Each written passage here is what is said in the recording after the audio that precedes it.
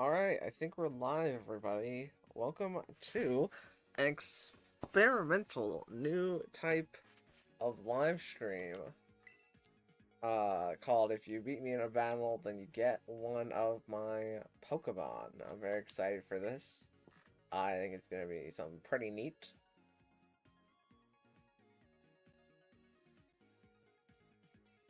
Help people dip their toes into some real kind of Pokemon battling.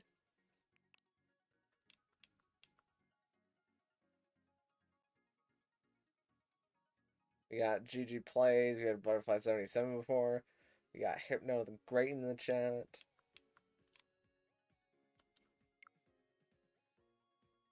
Oh, we got these guys are coming back. Ah, it's so long. It's man, we're not gonna have a 7-star for a while. Oh well. What's your team? You'll find out. That should actually be plural because I have teams that I'm using. So it's probably important that I go over the rules. They are in the description. Um, let's see. Should I just share my screen with the... No, actually, I'm just gonna read them. So this stream is a battle against viewers. If viewers manage to beat me, they get the ability to take one of the Pokemon that I used in the battles. The rules are as follows. All battles will be done using the VGC Reg F format, which is pretty much just double battles with no restricted legendaries or mythical Pokemon, which in-game is the official format 1.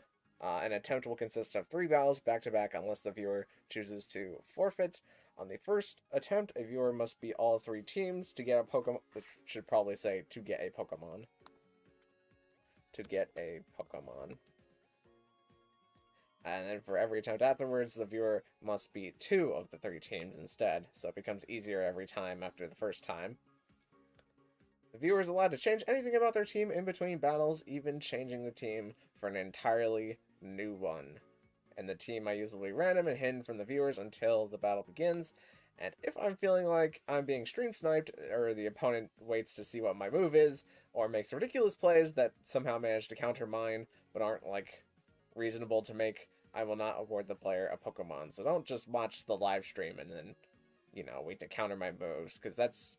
You're really not learning anything at that point, and it's also just a waste of time, and nobody really wants to watch that. So, yeah, that's all the justification that I should need, so far at least. If we have any questions, I would be willing to answer them. So I think the way that makes this the most fair is if I do a link code, so let's do 7, 2, 2, 5, 6, 9, no, not that, 8, 2, 1. How am I going to know the code? Well, I'm about to put it in right now. That's the code. Right there it is.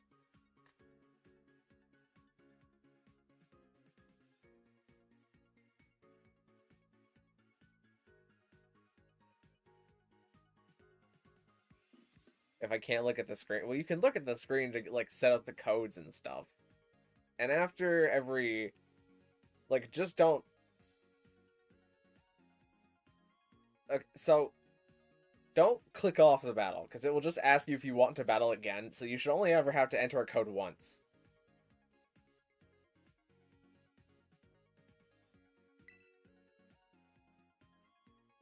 Alright, I'm gonna start searching. Whoever I get is whoever I get. Can I go? I mean, it's first come, first serve.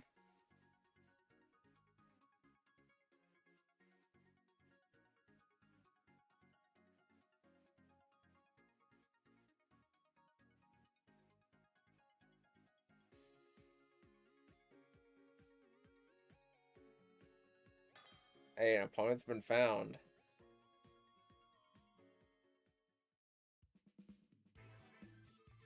Alright, it's up to me to decide the rules. So you have to use official rules 1, which is...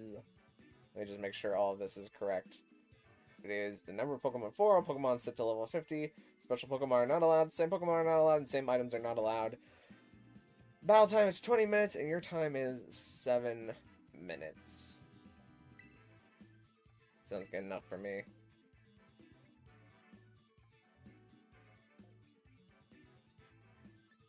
Give me the Pecharunt theme. Okay, let me find that.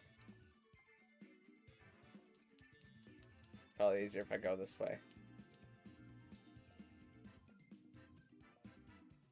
There it is. Alright, so I'm gonna hide my screen for just a sec while I grab the team that I'm going to use. This one. Where are they? Okay. Eeny, meeny, miny, mo. Catch a tiger by the toe. If he hollers, let him go. Eeny, meeny. Just pick this one.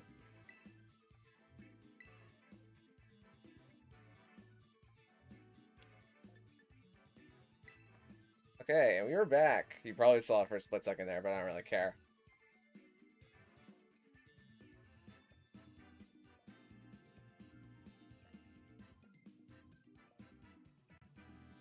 Hi, Cherry. How are you doing? I also didn't pick the Pecharunt's theme.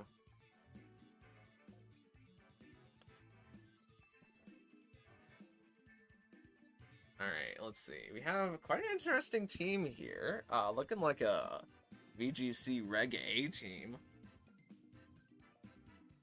We do have Hypno on the field. We have Monkey. We have King Gambit.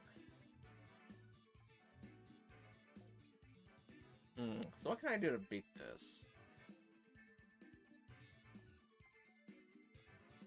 I honestly don't have a great matchup here.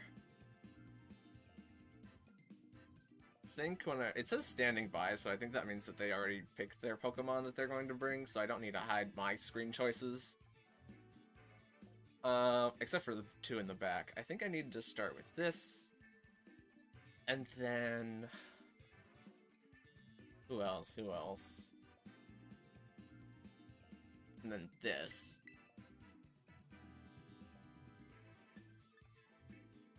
And then I'm gonna hide the two that I bring in the back, even though it'll probably be in the battle.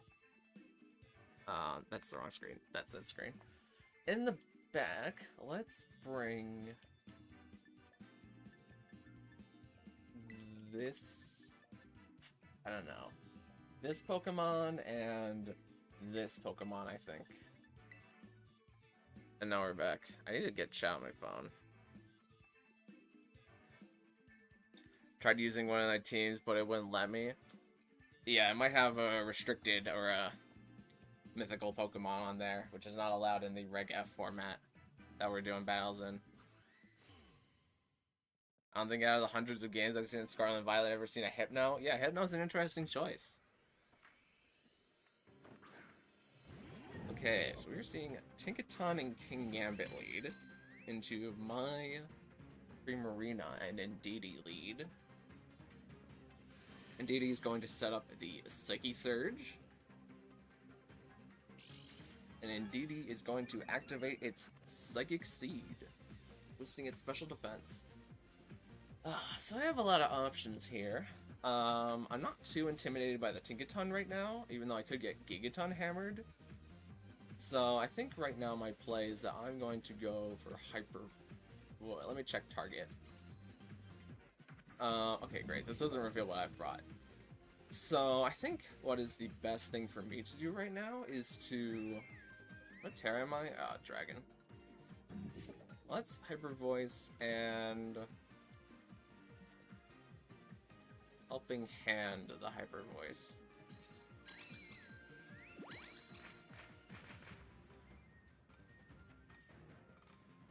Okay, Tinkaton's going for Flash Cannon. We soaked that up pretty well because Primarina is pretty specially bulky. That does massive damage to both sides. Indeedee's going to take a massive super effective Night Slash there. I know that Indeedee has Trick Room. That's a good guess. That's a good guess. Alright, let's go. I think I'm going to do the same play that I did last time, but because it did so much damage, this turn I can afford to follow me with Indeedee. We can help redirect damage away from our fam here. Gigaton Hammer is going to come into the Indeedee slot, and it is going to pick up KO. Very strong move there. Primaria's Hyper Voice is going to pick up double KO on the field.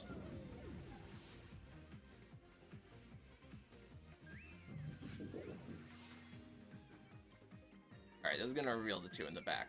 But I think what I should do is I'm going to bring in Rillaboom here. No more Trick Room? No more Trick Room would be correct. I no longer have a Trick Room setter at my disposal. However, right now, Trick Room isn't necessarily everything. We're seeing Annihilate being picked up on the field. Now, I'm a little bit scared of what this monkey can do. So I think this turn, I'm gonna save my Terra. I think I'm just gonna chunk the Moonblast, and then I can't remember Hypno's ability. Hypno is probably one of those weird Insomnia guys. Let's go for the Fake Out. Into Hypno, we're going to catch a Rage Fist. However, the monkey has not been hit yet, so this is going to be a pretty weak Rage Fist. Still does pretty good chip, and Hypno, it managed to get off the Hypnosis, even though I went for Fake Out, which means that it must be Covert Cloak. Moonblast is going to pick up the super effective KO into Annihilate.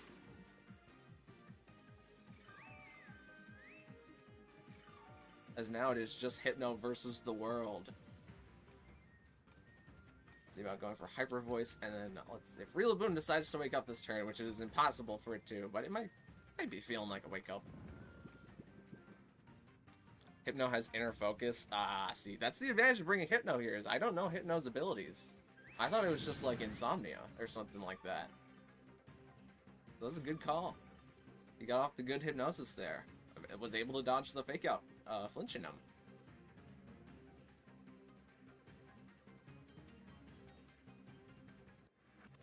Rillaboom wakes up, and that is going to be the super effective U-turn into Hypno.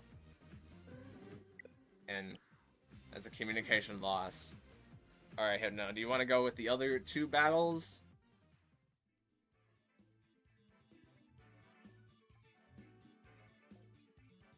It also has Insomnia?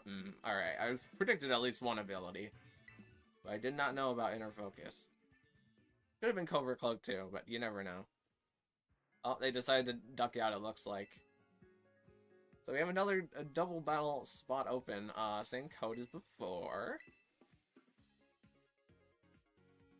I'm gonna write down that that was Hypno's first attempt. So in their second attempt, they only have to win 2 battles.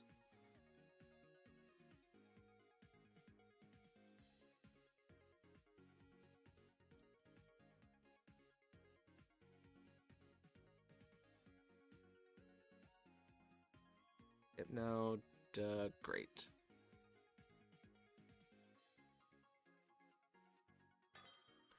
Alright, let's see what we have this time around. We got Parker. Parker hopefully picks the correct rules. Should be official rules 1. If I see an Arceus, we obviously can't be doing that. That's the thing about doing it this way, is I just trust that people will pick official rules 1.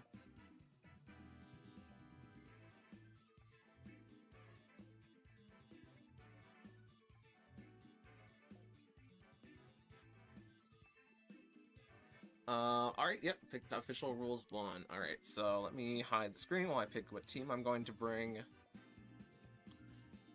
And I'm gonna bring a different one this time. I'm gonna bring the first one. First team. Lock that in. And is there like something crazy here? I'm gonna change it to... I liked Air Professor. I'm gonna pick that one.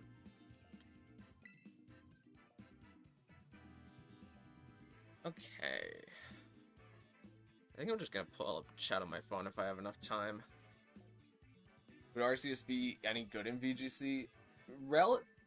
I mean, the answer is yes, but kind of no. it depends on what format you're putting it in. If it's like a pure mythicals format, like, give it everything that has been in VGC so far.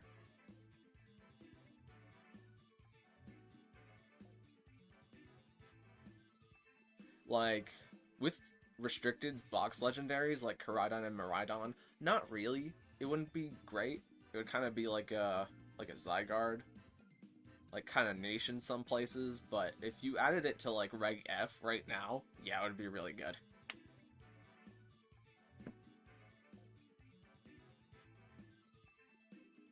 All right, I'm gonna pull up chat on my phone.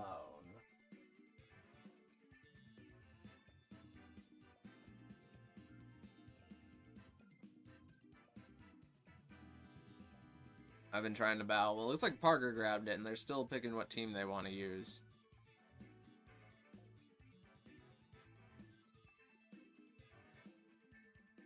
That's the thing, is I'm trying to do it first come, first serve. Which, hopefully we don't get any duplicates. I'm trying... All of this is pretty testable right now. I will admit. We're gonna have to see how it goes. There's a pretty heavy honor system going on.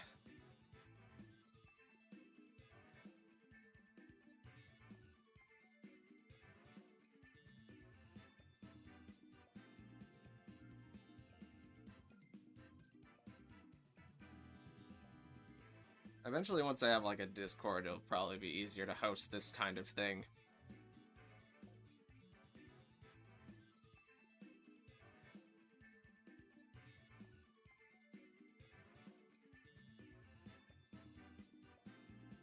Just waiting for Parker to pick a team.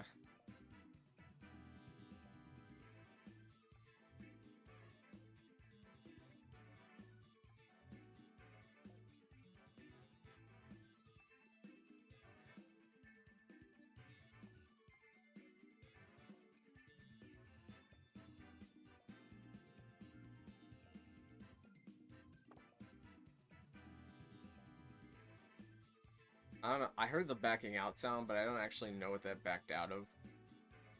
I just pushed the B button randomly. Parker, how you doing on picking that team? Got one figured out yet?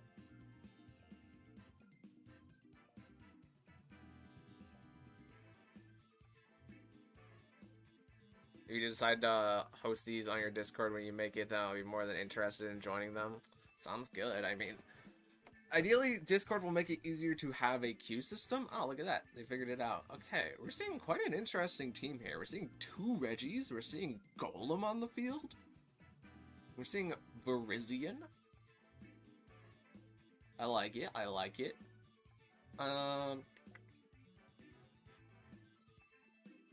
Let's see. I think I have to lead this guy. Oh, I guess you can see my items from this screen, but that doesn't really matter. Too much, at least. I think I'm gonna lead this guy and this guy, and then in the back... You know, actually, I just don't care. Just honor system, whatever. I'm just gonna show you the ones I have in the back. We're gonna have this guy and... I think this guy in the back. And we'll run it and we'll gun it. I'll join your Discord when you get one, Fire. I'll probably make one at 1,000 subscribers. Well, I'll definitely be making one at 1,000 subscribers. That's the deal. What on earth is that team? It is very unique. Registeel by itself is not that unique. Registeel has like some pretty crazy Iron Defense body press sets. Regirock and Virizion and Golem, however, those guys go a little crazy. We'll have to see what they can do.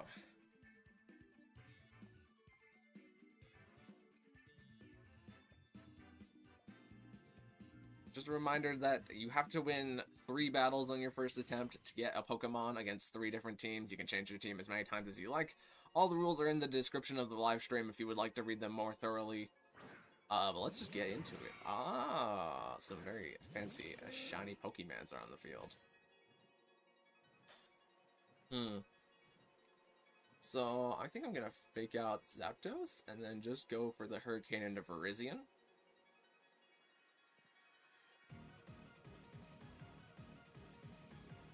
Zapdos might do something a little funky here. I'm a little nervous about Virizion. I've never really played against a Virizion.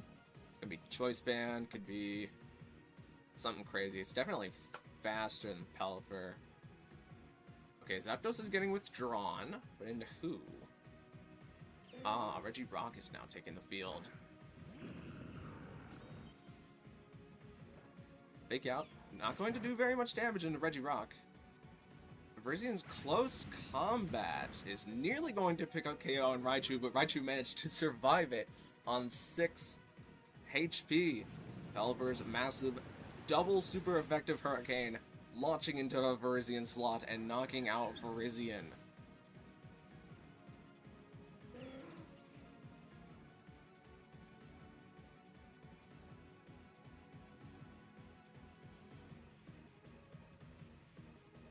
Alright, Parker has decided to counter by bringing back in Zapdos. I think this turn is appropriate for me to go for Thunder into Zapdos and to go for Weather Ball into Regirock, and we will see how Parker decides to counter this output. Thunder's going to go into Zapdos, and Zapdos might have been an electric type in a previous generation, but it is super weak.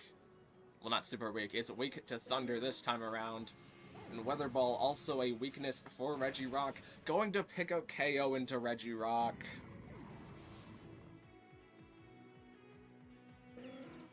Rather unfortunate. Who is the Mon in the back who now is up against the world? It is going to be Registeel. Now, duly noted, we have seen Registeel endgames with Iron Defense Body Press, so it depends on what set this Registeel is running, in my opinion. It could go crazy here.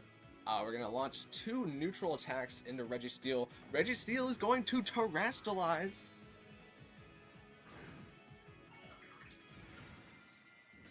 And Registeel Terrestrializes into Steel, as its name would suggest.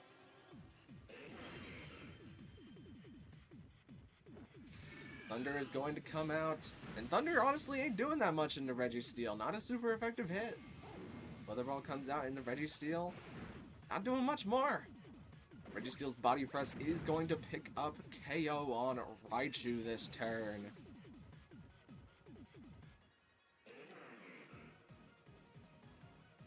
Alright, now let's bring in the Mad Lad himself, Blastoise, the ace of the Rain team. Now, it's quite funny that you might have mentioned Iron Defense Body Press before, but this time around I'm going to go for Muddy Water because it's currently a little bit more powerful, I think. We're going to hopefully not miss. Registeel gets off the Protect. Alright, alright. Stalling out the Rain turns.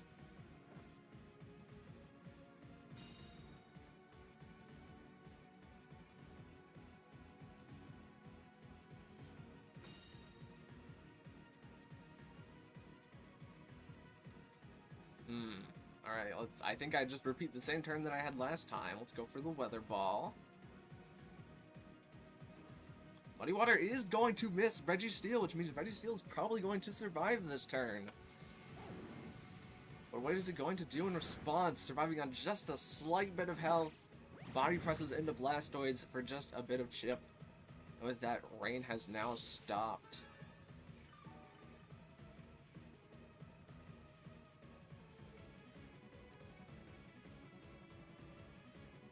Let's get Pelipper out of here and we can get our Caladon in.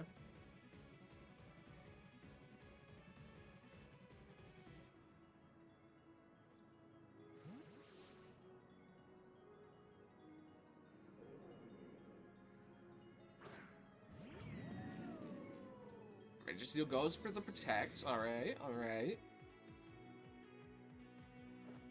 No, Registeel is not leftovers, so it's not getting any more recovery out of going for Protect.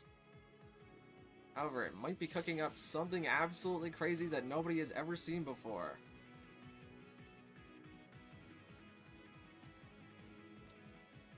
I'm going to bring in Pelipper to reset our Rain. I'm going to have our Caladon. See if it can land the finishing blow.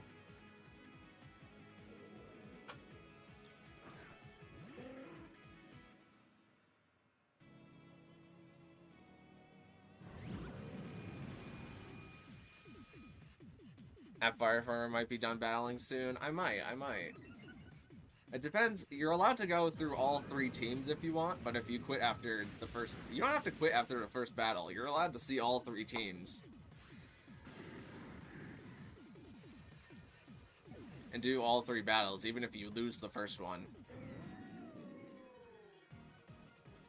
But unfortunately, because Parker has lost the first battle, it means they are uneligible to get a Pokemon on this first attempt.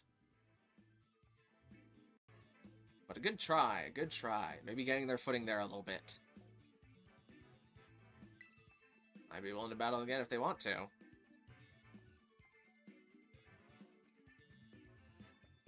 But if you wanted to forfeit your chance to play the other 2 teams, that would be perfectly understandable.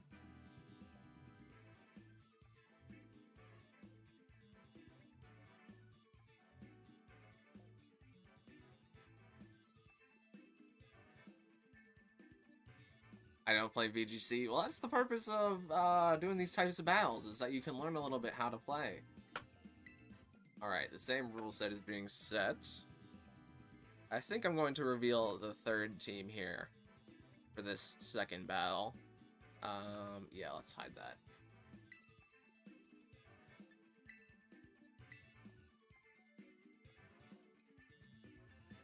These teams aren't meant to be, like, super VGC good, but they're meant to be at least beatable.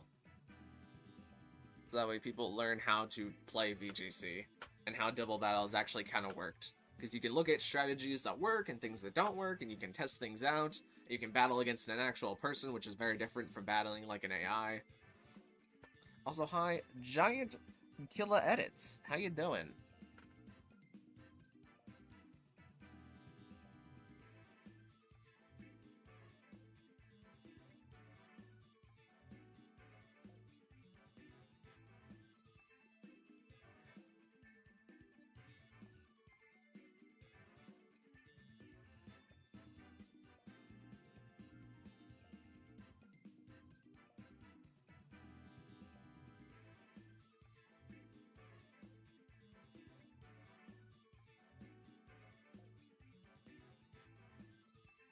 Good. I'm glad to hear it. Glad to hear it. We're just waiting on Parker here to select their next team for their second battle.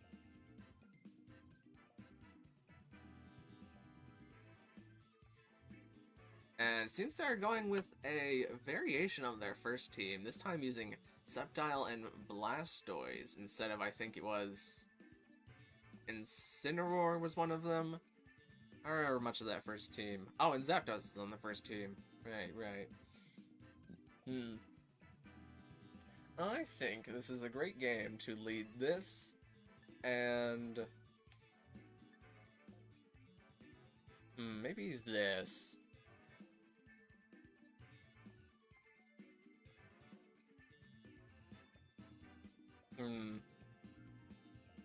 Not exactly sure how I should start this.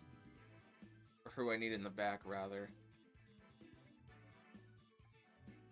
I think I'm going to start this, and then let me hide my screen for the second 2.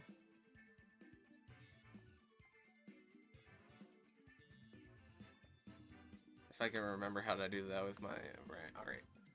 So obviously, you have to come, and I think the Pokemon that shores up this matchup for me is this one. And we're back. So let's see how it goes. There's also the ranked ladder, although since it's best of 1, it's a little strange. Yeah, best of 1 ranked ladder is a little bit more difficult. You could use these Pokemon in ranked ladder 100% if you get one. But ranked ladder and VGC are very different, even though they use the same Pokemon. Like, this isn't even, like, true VGC, because true VGC is open team sheets, so technically this is more of a mix of ranked ladder and VGC. I think I just pull out my combo here. We are going to retreat Torkoal into the Indeedee. A little bit more bulky here, but allows me to pull off a strategy where now that Exeggutor is super fast and we have Psyche Terrain set up, Indeedee's going to be able to get this off. Expanding Force is going to come out into both targets, and it is going to pick up KO on Sceptile and deal massive damage into Blastoise. But now Blastoise is getting a chance to counterattack and goes for the Aqua Tail into Indeedee, not picking up a lot of damage because we are currently in Sun from Torkoal. Parker had decided to counter with Pawmot being on the field, and honestly, that last turn worked so good, I think we're just gonna do it again. This time, though, we'll have Indeedee on the field. Exeggutor is going to go for the Expanding Force, getting a double KO on the field. It's not looking great for Parker, admittedly. Physical Blastoise? It's possible. Possible slash extremely likely. Last but not least, we are seeing Regirock making a return. Oh, this is a Protect. This is wrong. I doofed up my set. Hold on. I'll change that for next time, but that's not supposed to be Protect there. I doofed up the set. I made I'll change it at some point, but that is not the set. That's supposed to be Terra Blast. That changes up a few of my matchups for the future, but let's go for the super powerful Giga Drain, with Indeedee going for Helping Hand to give Exeggutor a little bit of a boost on its move. And Giga Drain is going to pick up the one-hit KO on Regirock.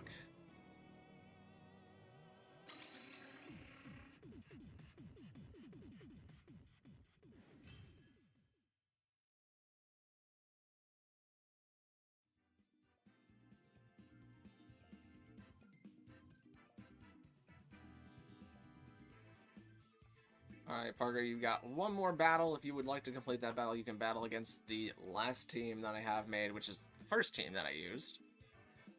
You might remember it if you were watching carefully. And at this point, I've revealed every team, so I don't have to do this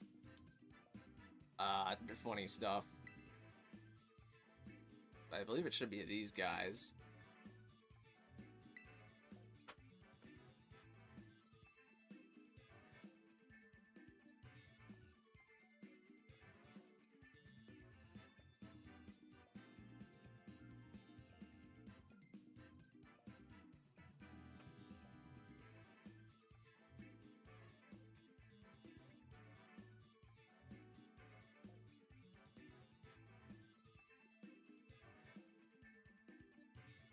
I gotta wait for Parker to devise their last team. Of course, they have seen this team, so they might have a little bit more counterplay involved here. We're seeing Pawmot swapped out for Entei. So I think what I need to do in order to beat this team... There's not a lot that I can do to certain Pokemon here, because of how this team is created. So I think we're just gonna go with the old-fashioned strat of leading these two, and then... Are you using normal rules? This is, in-game, it's official rules 1, which is, VGC Reg F.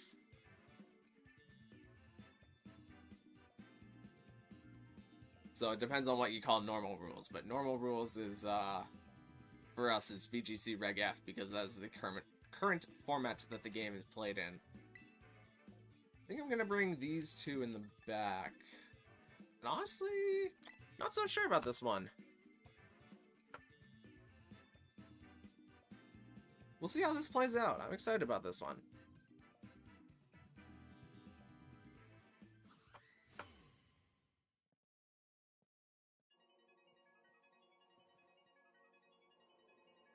I'm both excited and nervous for Reg G. Yeah, Reg G right now is just me looking at all of the different restricted legendaries. And it's like playing one for 1 hour, and then you become that meme where there's the guy who's with the girl and he's looking back at the other girl. That's me, but in like a circle with all of the different legendaries. It's like, why use Groudon when I can use Calyrex Shadow? And then why use Calyrex Shadow when I can use Kyogre? And why use Kyogre when I can use Calyrex Ice Form? And why use Calyrex Ice Form when I can use Miraidon? Like, it's a very vicious cycle. I'm gonna go for the Follow Me and Trick Room this turn, because we have two pretty fast Pokemon on the field.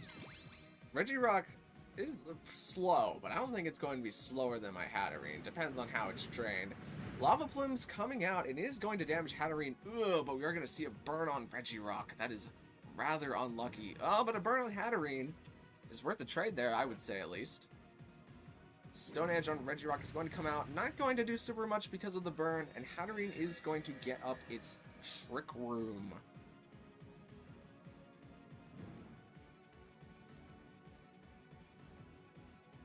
Incineroar just beats them all. Yeah, Incineroar is the #1 Pokemon right now, and it's not even close. Let's go for... You might remember this strategy if you saw it last time. Let's go for our Helping Hand Expanding Force. We are seeing Entei being withdrawn, perhaps for a slower Pokemon. It is Blastoise hitting the field, which is slower than Entei. He's going to get off that Helping Hand into Hatterene, and Hatterene gets off a massive Expanding Force. Not surprised that picks up KO into both slots.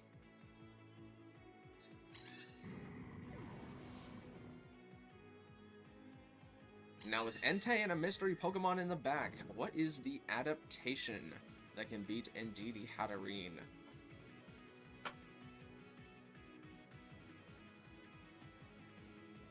Incineroar has been pretty strong, I think, but not as overwhelmingly strong as in Sword and Shield VGC. That's a hard one.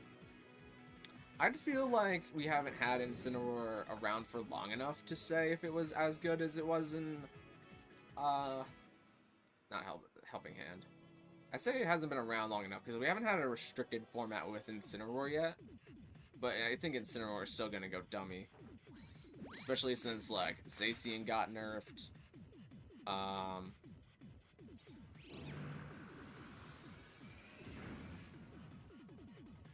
Lots of mans got nerfed except for Incineroar. Incineroar got buffed. So, he might technically be better.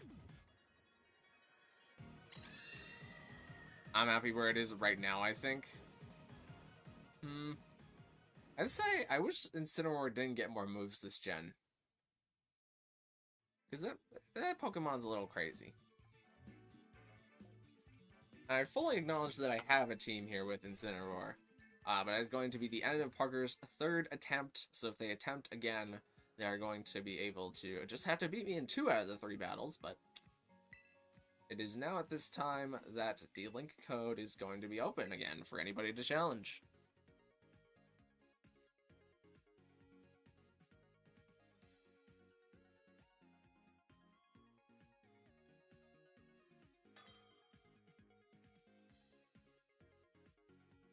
It's time we snagged GG Plays.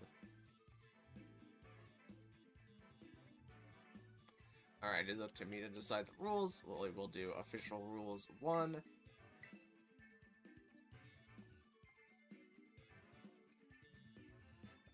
There's no point in... Actually, there is a point in hiding the team. Hold on just a second, because you don't want to know which specific team I'm bringing. I think I'm going to start with this one. This one seems pretty good. Oh well. Preparation's complete. Whoops. Oh, well, GG Plays didn't see that, right, GG Plays?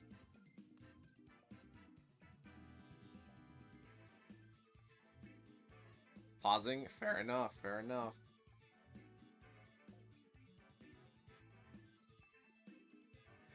I mean, you could just switch to a different tab if you wanted to, because it might be necessary for me to actually, like, tell you things. This is quite a team we have here. We have Blaziken, we have Azu, we have Blissey, we have Poliwrath.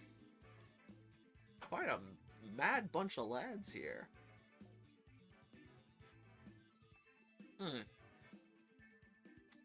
Yeah, there's a thing I want to do, but I don't think I can do that thing this time.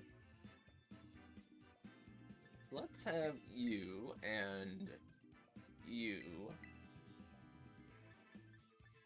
I think I need to bring random. Well, I guess they said they're paused, so I can actually just show you what Pokemon I'm bringing in the back. But let's have Incineroar in the back, as well as Flutermane. I think that's good enough. Are any of the Pokemon that you're giving away nicked? Nope. You can nickname them because they're not nicked, so you can nickname them once, but after that, you would have to trade it back to me in order to nickname it something else. But nope, you can nickname any of the Pokemon that you want, anything. Because I have not nicknamed any of them. Okay, we're going to see Blissey Kamo-O. Now, to be honest with you, I don't really know how I get past this Blissey. There's a couple of things that I can try. But the Azu has to go down first, is the thing. This isn't a great position. Who do I have? I don't have a lot of physical attackers on this team other than Incineroar is the thing. They might switch Blissey out because they think that I'm a fighting type. I might just have to rip my Terra Steel here, honestly, just to do neutral damage. Let's Clangristle and then follow me.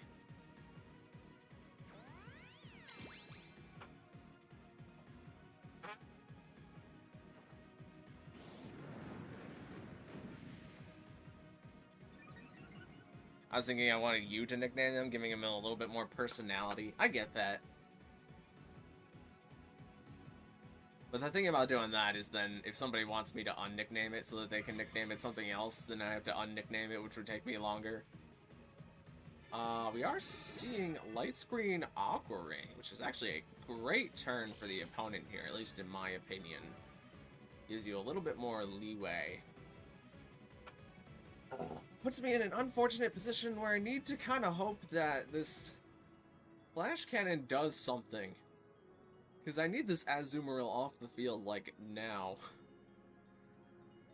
By the way, this is your Blissey. That adds a little bit more insult to injury, honestly. I wish I didn't know that.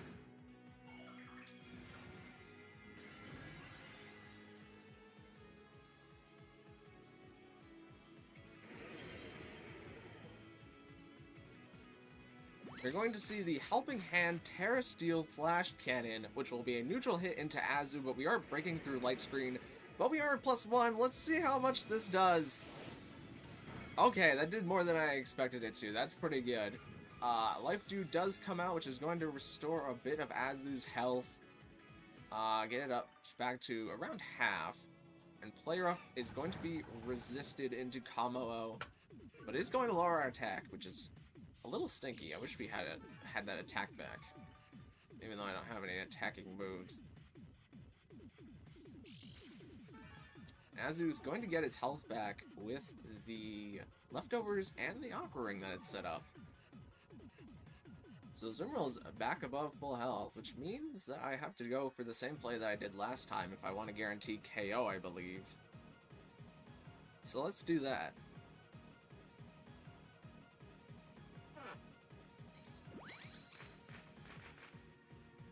Pick up the Helping Hand into Kamo-O. Is going to launch the Flash Cannon into the Azumarill slot yet again. And this time it is going to pick up KO. As Blissey, it unfortunately does not have a partner to Life Dew.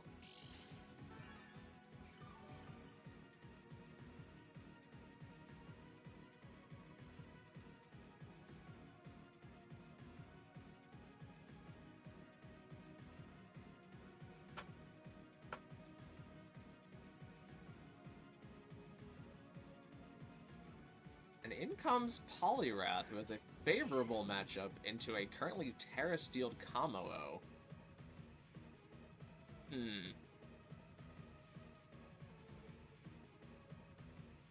Thinking about what I have in the back, I think my current move is Clanging Scales. I'm not sure what this Poliwrath's speed is. We probably outspeed it because of our +1 from Clangristle.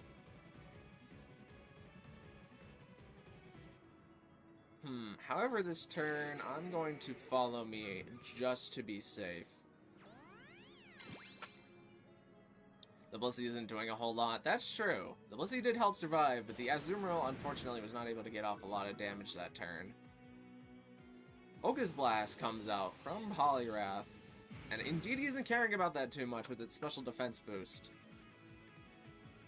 Light Screen tries to get set up again, but unfortunately is not getting set up because it has not ended yet.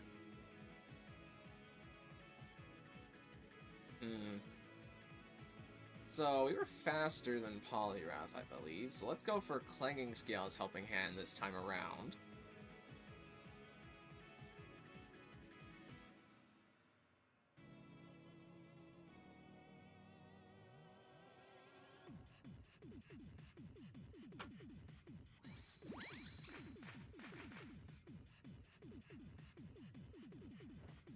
Blissey is going to Helping Hand into Poliwrath this time around, so Poliwrath lives the hit from Clanging Scales. Unfortunately, it is not going to live the hit from Clanging Scales.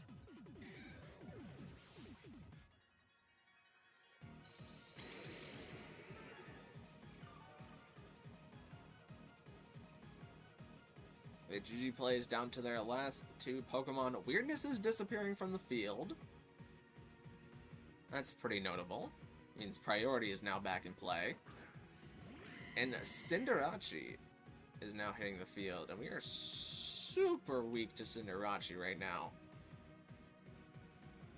I think the play is that I just go for a single target Aura Sphere, and then I direct the damage away with Follow Me.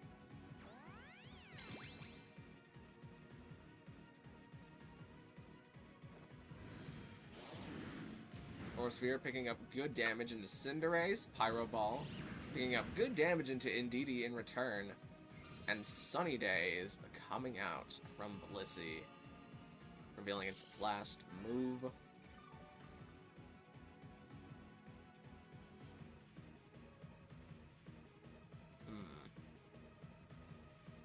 Honestly, let's go for the same move as last time. I'm gonna Follow Me just in case something crazy happens, and we are seeing a Terrestrialization come out into the Cinderace slot, and Cinderace is changing into Terrafire, which doesn't help it defensively, but it does help it offensively in a big way. It also means that if Cinderace was Protean, that it's not changing its type. The Aura Sphere is going to pick up KO into Cinderace. And now it is Blissey versus the world.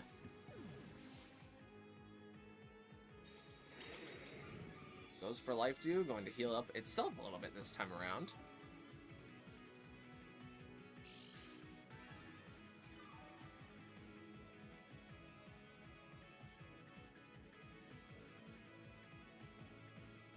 Let's see, how much does the Aura Sphere do into Blissey? My guess is really not that much. I don't even think this is gonna 2-ko, if I'm being honest.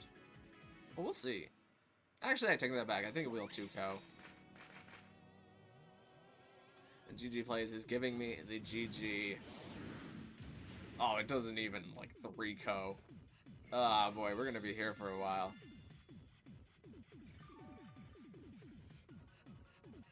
Oh, well now Light Screen. Light Screen, that's what did it. Now things are gonna change a little bit. Unless Light Screen gets set up again.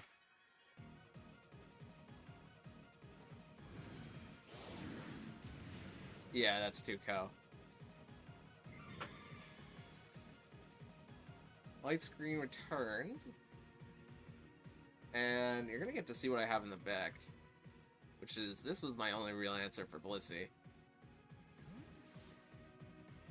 Everyone's favorite VGC Pokemon. Incineroar.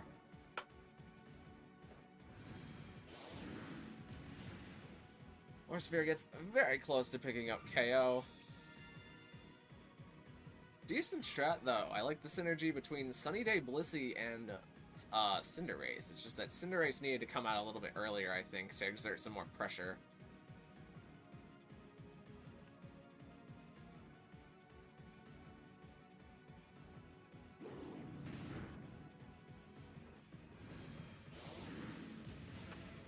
And that combo of Fake Out and Aura Sphere is going to pick up KO into Blissey. Now, GG Plays, you did lose your first attempt, but you still have 2 more battles. Would you like to go through with those battles? And also GG.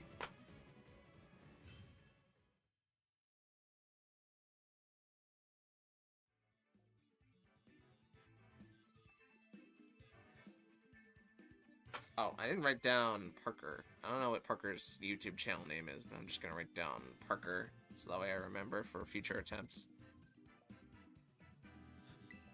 If they want to battle again, that's perfectly fine. I guess I'll write down GG Plays.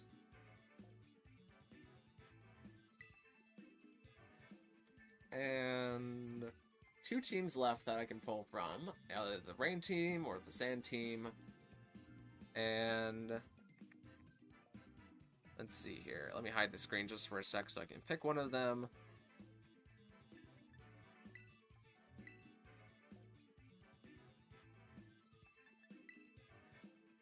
And let's run it back. The Follow Me was hard to get through. Yeah, and DD, because it's super tanky and uses Follow Me, is probably currently the best Follow Me user, other than, like, Ogerpon. Seems like we're seeing the same team, same run back. This time I have a little bit more to help me deal with Blissey, I think. I think this should come in the first slot. And then maybe this should follow.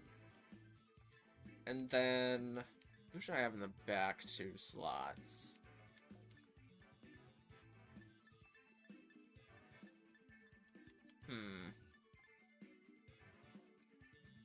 Clefairy? Clefairy's really good too, yeah.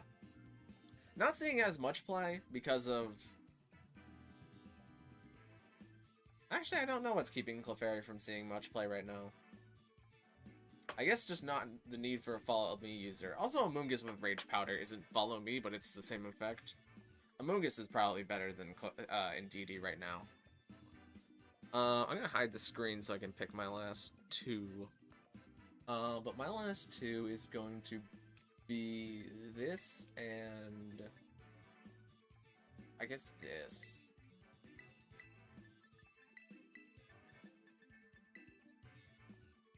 And we'll see how that goes.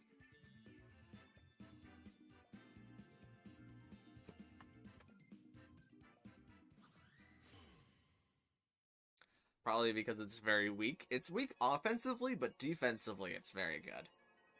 Clefairy can keep up there with the big guys. Okay. So we're seeing Azu and Blaziken on the field. Blaziken floats with its air balloon. How about it? Oh, but let's see. I have a great defensive switch here into Rillaboom, so I think I'm going to take it and then click Hyper Voice with Blaziken. Or click Hyper Voice with Primarina. I see chat still by pause the stream. Well, chat will keep moving, but don't worry, that's not a big deal. Eviolite and Friend Guard is pretty strong. Oh yeah, 100%. I think Wolf Glick just recently made a team with Clefairy on it, and it had After You, but since Clefairy is so slow, you could use Slow After You in Trick Room for your faster Pokemon, which I thought was really smart. Azu getting up its Aqua Ring. Now we do risk Azumarill being Sap Sipper here, however with the Intimidate currently on it, I'm feeling pretty safe. Launching a Grass type move into Azumarill next turn. We'll have to see what it does. Azu getting a lot of health back, honestly, with the grassy terrain, the leftovers, and the Aqua Ring currently up. Might be a little bit difficult to break through. After You to counter Trick Room, yeah, it's so smart. I had a friend over the weekend, actually, that introduced me to the idea of Slow After You. And I was like, oh my gosh, this is genius. Now I can take an easy KO into the Azu this turn with Woodhammer. But Primarina's not doing much this turn, if I'm being honest.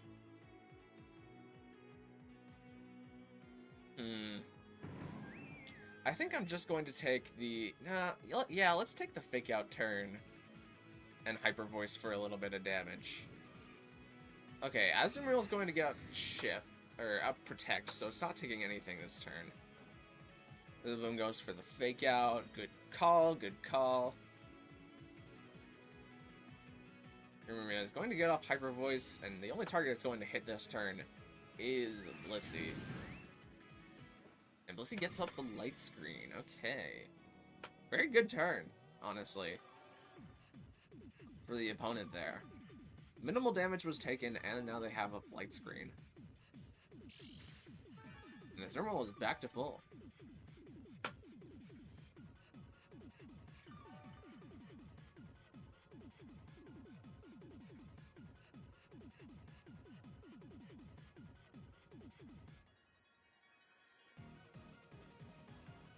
Alright, this is going to be a bit of a big turn. But let's see what ability Azumarill may be rocking. There is a 1 in 3 chance for it to be Sap Sipper. The other two abilities, I believe, are Thick Fat and Huge Power.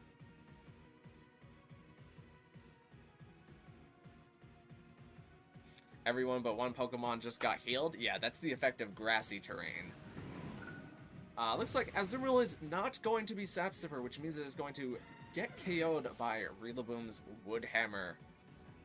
As Rillaboom takes some chip for doing that much damage. Prima's Moonblast is just going to innocently target Blissey, who's going to get its health back with Life Dew. So in case you don't know, Rillaboom's ability is called Grassy Surge, which sets up grassy terrain, as you can see on the field. And at the end of the turn, every Pokemon that is grounded, which just means like not having the ability Levitate or Flying type, gets healed a little bit of health. We are currently seeing a Cinderace on the field. So I'm going to retreat into a Pokemon that I have already revealed, and let's try and pick up some Hyper Voice damage with Primarina. I'd presume Huge Power. Presumptions are maybe correct. There's a 50-50 chance there, but also presumptions can get you killed sometimes. We are going to see a bounce as Libero Cinderace leaving the field, not to be bothered by Primarina.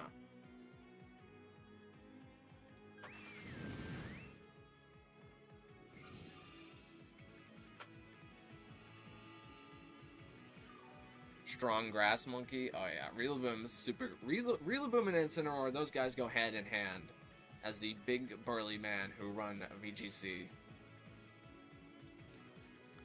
I don't think I'm gonna get to hit Cinderace this turn, but it's not really threatening anything of mine. It is currently Flying type though, and it's going to stay Flying type, so we're gonna launch an Ice Beam into that slot. Now, this Helping Hand bounce might go crazy. Cinderace is currently at -1. Arcanine is faster than Cinderace, so it does not get to attack Cinderace, but it still does massive damage into Blissey. Bounce comes down, and unfortunately, Bounce is going to miss Primarina. You hate to see it. Absolutely unlucky.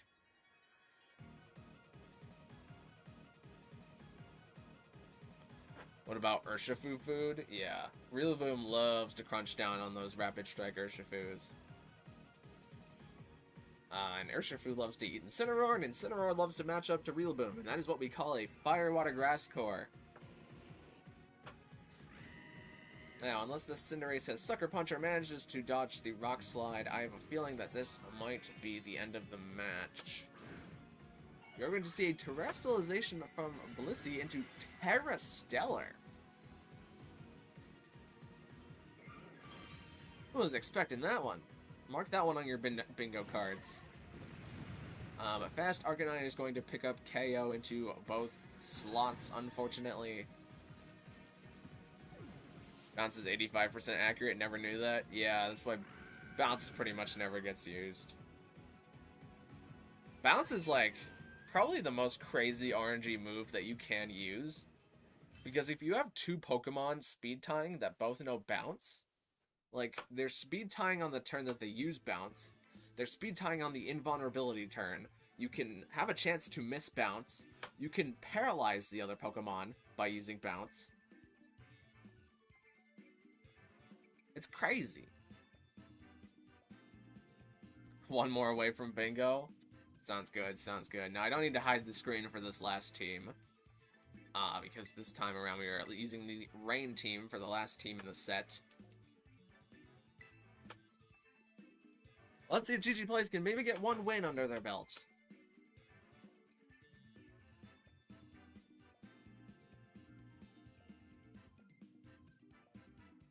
Honestly, bingo cards for this kind of thing, those would be kind of fun. Although, I guess it would kind of lead people to bring certain kinds of teams to, like, fill in the bingo cards.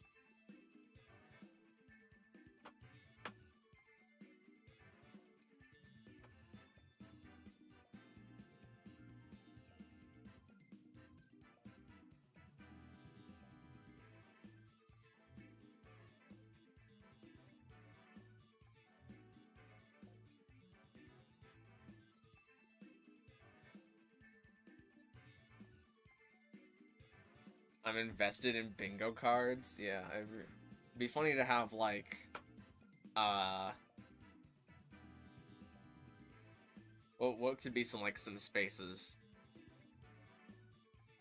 Oh, we are only seeing 4 Pokemon being brought here. That's a bold move, if I have to say so myself. There are some good Pokemon. I think I'm going to lead this into this, and I'm not going to bother blocking the last 2 Pokemon, and I think my last 2 Pokemon have to be this and maybe this? Nah. Who helps me against what I can't beat? Currently I can beat that.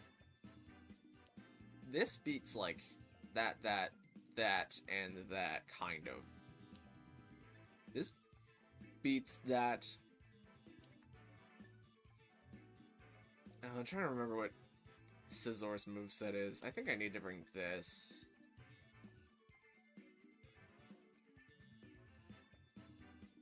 Right? Yeah, I'm just gonna bring this.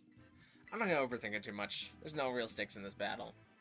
Just helping a person test that they want to get better. Except the squares get progressively more specific. Yeah. It's like, opponent uses Stellar Terra, not fully evolved, Pokemon from the 4th generation, twice. I tried to get Miraidon, but could not find... Well, Miraidon's not in Reg F.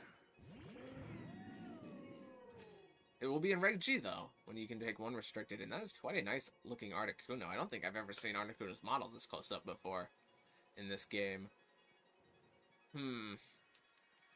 So, I'm not gonna... Ooh, don't do that. Don't do that. No. I don't want to ground Terra right now. Not in front of a possible freeze dry. Alright, so... We could see enemy weather being set up here, but I think I'm just gonna try and deal some damage into Articuno. Suicune's going for Scald into Archaludon. Archaludon takes it pretty well. A burn could be detrimental here, though. And Articuno's Hurricane is going to be protected by Pelipper. Only thing I touch on that team is Gouging Fire. Actually, I think every Pokemon on this team is pretty good, at least in some sense. Like, Articuno won a regional this regulation. Suicune's a really good Tailwind center.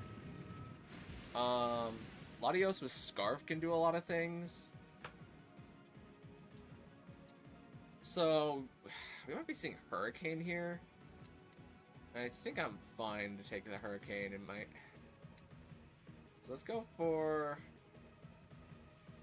the second Electro Shot, I think. No, actually, Pelipper Sash. I should Weather Ball into here, and then Electro Shot into here.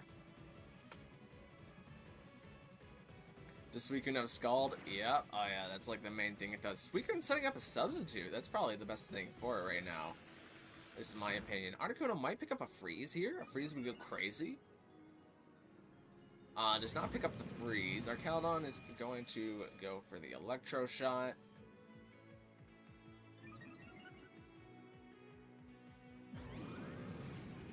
Gets off the shot into the substitute, which means Suicune gets to live for another turn.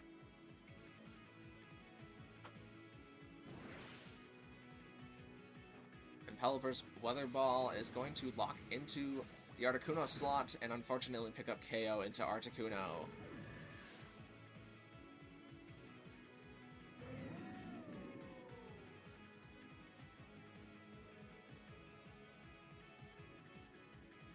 Alright, now we're seeing Gouging Fire make an appearance. Admittedly does not enjoy the rain, but could go crazy given the right circumstances.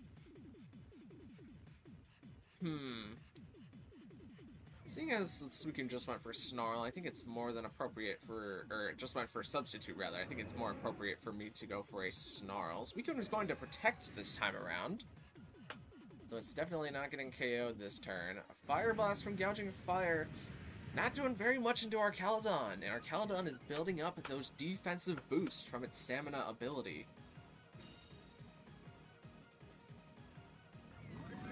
Snarl doing a good bit of chip into Gouging Fire and lowering its special attack. And Pelipper's Hurricane doing a rather large chunk of damage into Gouging Fire. Alright, so what is the play this time around? I think it is more than appropriate for me to repeat something that I did last turn, which is going for Snarl. Scald into our Caledon, doing probably about as much damage as it can, trying to get our Caledon down. Lava Plume does come out, breaking Sash on Pelipper. Does it pick up any burns, however? Very high chance to burn move. Does not pick up any burns. And with that, now our Caledon is going to pick up Snarl KO on Gouging Fire and drop special attack on Suicune in another stage. As Hurricane from Pelipper does noticeable damage into Suicune. This is probably GG for me. It's possible, you never know for certain. There's always the chance to bring it back around. I think the play this turn I'm going to go for is the Protect and Snarl strategy, because I need to keep Pelipper around. We are seeing a Terastallization, but onto which Pokemon? Latios, who is currently at the most health, is now going for Terra Psychic.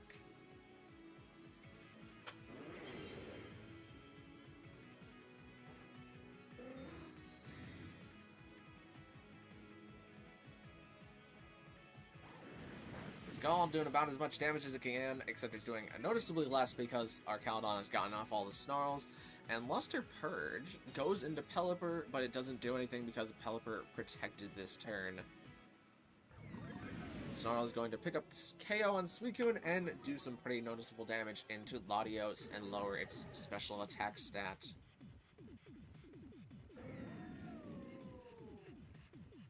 And now the rain has ended, so we will not probably be seeing any more Electro shots. But I think it's appropriate for me to bring in Grimmsnarl here, and then go for the... probably Snarl is still my best play. Yeah, Gouging Fire is mainly a physical attacker guy. You usually want to run moves like Heat Crash, Breaking Swipe, but most of the Gouging Fires get run in like a supportive manner. And Snarl is going to pick up KO because it is no longer spread damage, meaning Latios takes the full blow. And that is going to pick up KO on Latios.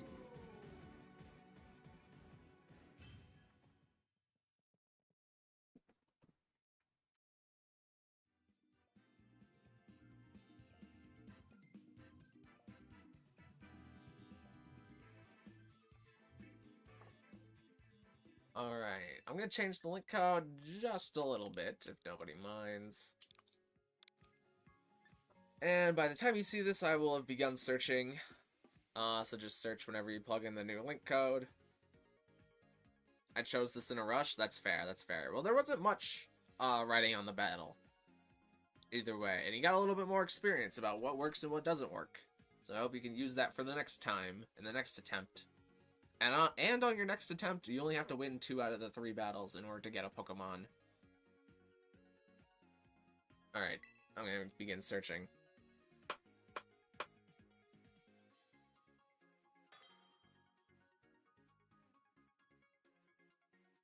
This time we got Cherry. And Cherry's going to be choosing the rules. Again, official rules 1 is what we're playing under, but I think they already know that. Oh, so who should I grab this time around? I think I'm going to grab this team. Wait. This team. I almost opened the screen again. Whoops. What was the code? Oh, well, the code, you can rewind the stream if you need it, but the code was on screen. For whenever Cherry's done with their matches. This is a pretty serious team. It's got Hisui and Zoroark, which I love. I brought Hisui and Zoroark to Pittsburgh. Very fun Pokemon. And it might mess me up here, honestly. So I think my current best lead is this, and then in the back... Who do I need?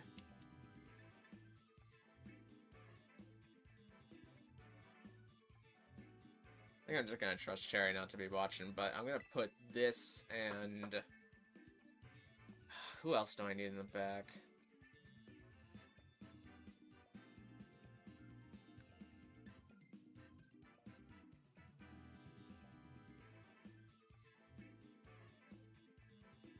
Who gets me out of a bad situation?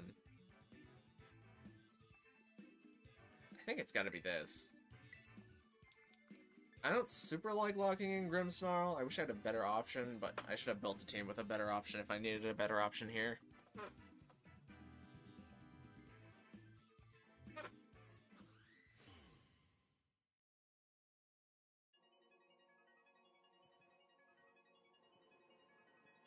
Alright, Cherry's going to lead with everyone's favorite VGC Pokemon Incineroar and Flutermane. As I lead with Pelipper and Archaludon. Okay. Intimidate's going to come out, and it's going to lower Pelipper's and Archaludon's attack. And to be safe this turn, I think... What does I think? I think this... Let me look at what they have again.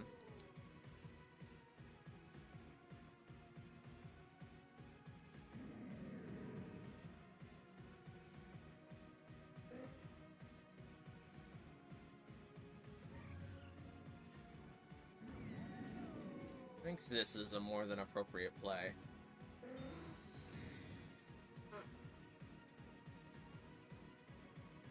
Okay, Fake Out into Archaludon is going to flinch it, so I'm not going to be doing anything this turn, really, other than getting an Archaludon defense boost. Fluttermane's Moonblast is targeted into Pelipper, and Pelipper protects. Okay, so thinking a little bit more seriously here, it really is their advantage to swap out Incineroar here, or maybe Parting Shot. So I think I'm going to have to lock in Hurricane here, and then go for Electro Shot into Fluttermane. Moonblast does come out, it does over half of Pelipper's health. Electro Shot comes out. And Fluttermane is very especially bulky.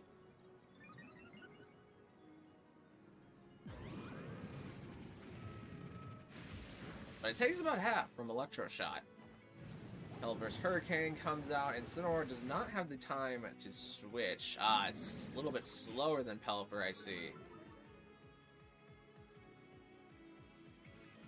So now it is Parting Shot, it is lowered Archaludon's special attack back down. But who is coming in to replace Incineroar? It's the question on everybody's mind.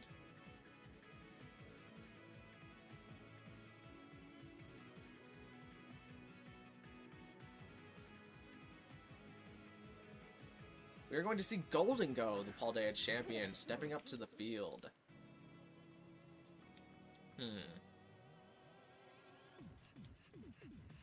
I think that this is a more than appropriate play, based on what they've already chosen.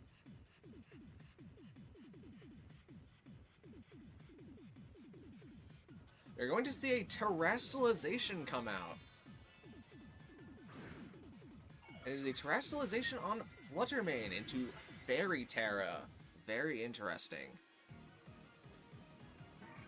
This is going to boost the power of Fluttermane's Fairy-type moves. Pelipper is going to protect. It will not be getting KO'd this turn.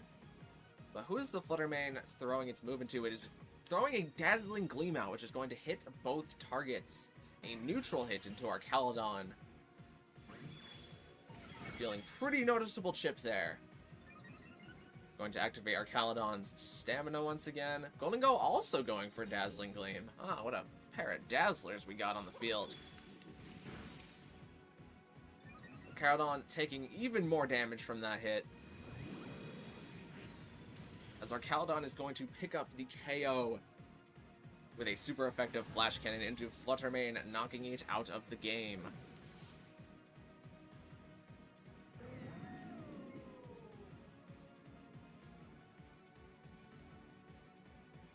Alright, and back in comes Incineroar. Now, Pelipper is not going to have a chance to protect this turn, and Incineroar gets to fake out whatever target it wants. Which means that Golden Go might have some pretty free real estate here, if I'm being honest. I think I'm going to launch a Weather Ball into this slot, and we will go for Snarl. Golden Go is getting withdrawn instead. And is going into Ogerpon, the Paldea champion. That is actually quite a title. Quite a title. It means that somebody beat the game, and then used their Ogerpon in a second save file in order to beat the game again. Or maybe it means that, it's perfectly possible to actually... I'm not exactly sure how you get that title, but I think that's what that means. Incineroar is going to be KO'd by Weather Ball.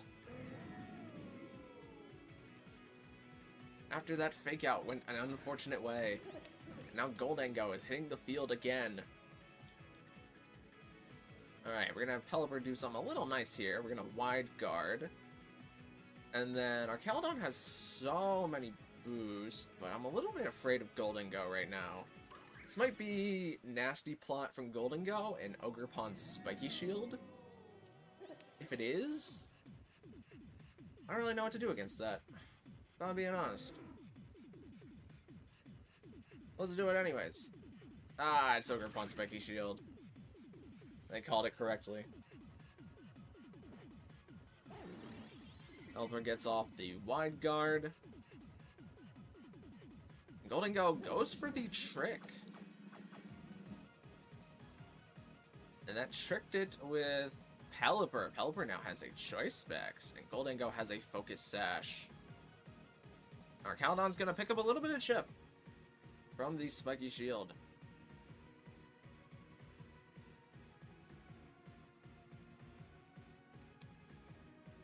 So now Pelipper is going to be locked into whatever move I lock it into.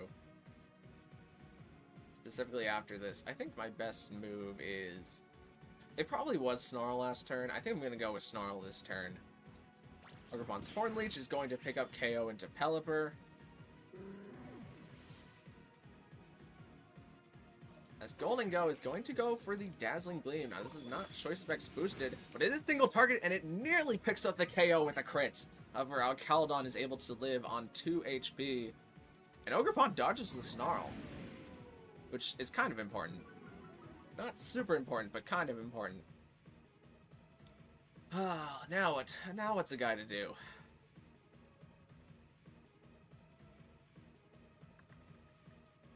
I think I'm going to go into this Pokemon. Now we have Scizor on the field, and Scizor kind of matches up favorably into Ogerpon.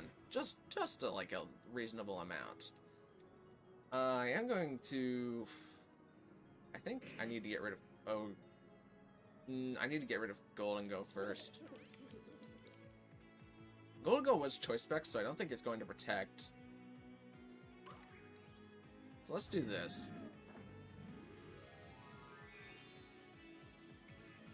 Shiny alert. GG Place, this isn't a shiny hunting live stream. You can't... That's not how it works. You can only say shiny alert and then count down to there being a shiny if this is a shiny hunting live stream. Ivy Cudgel is going to come out from Ogerpon into Scizor, but with the Dragon Terrestrialization, we are going to resist. And is going to pick up the double KO, a critical hit on Scizor.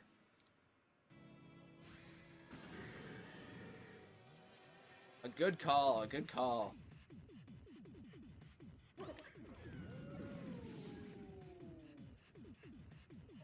And now it is just Grimmsnarl versus the world. However, it does not look good for Grimmsnarl.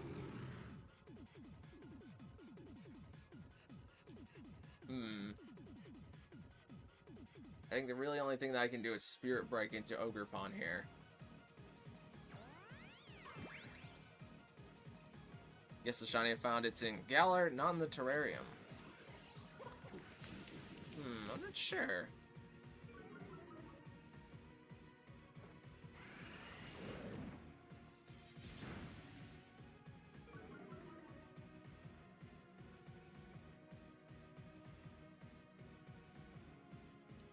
Go at -1 does not single target KO make it rain. That's good to know, just in case I ever need to fight this Goldingo again.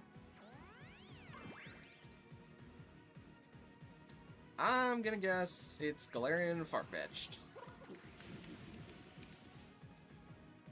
And with that, we have our first win of the night, with Cherry picking up their first game with a clutch Goldingo Dazzling Gleam, picking up 2 very crucial crits.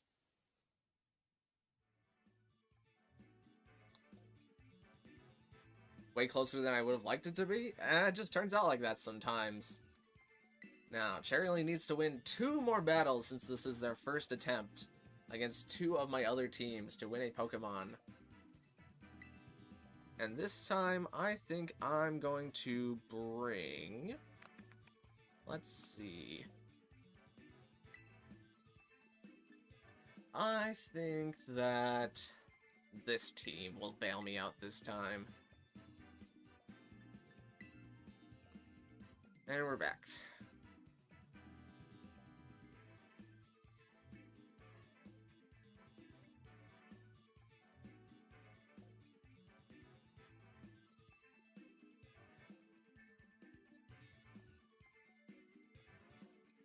Alright, seems like we're not seeing any team adaptations from Cherry this time around. I can't decide if this team is better or worse than the team that I just saw. I think this has... what would I do to counter this team?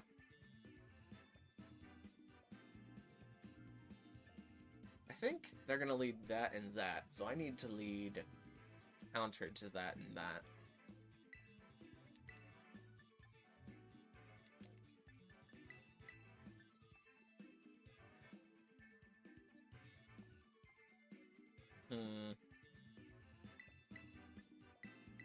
This and... But I'm super weak to that Pokemon. You know what? I think I can Terra out of being weak to it if I need to.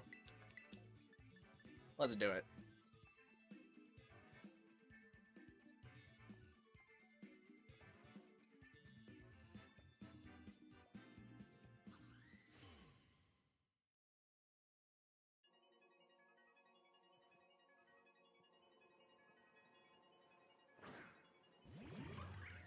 Alright, we're going to see Fluttermane and Ogerpon as the leads.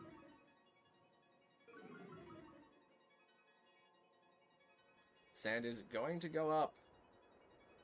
I'm not in a great position. Now this Ogerpon is going to be very hard for me to remove.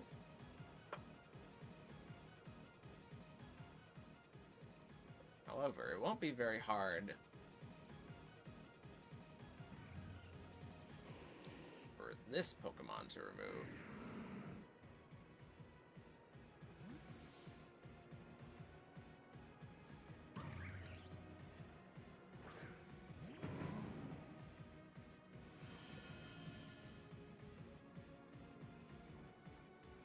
Fluttermane goes for the Protect this turn, alright.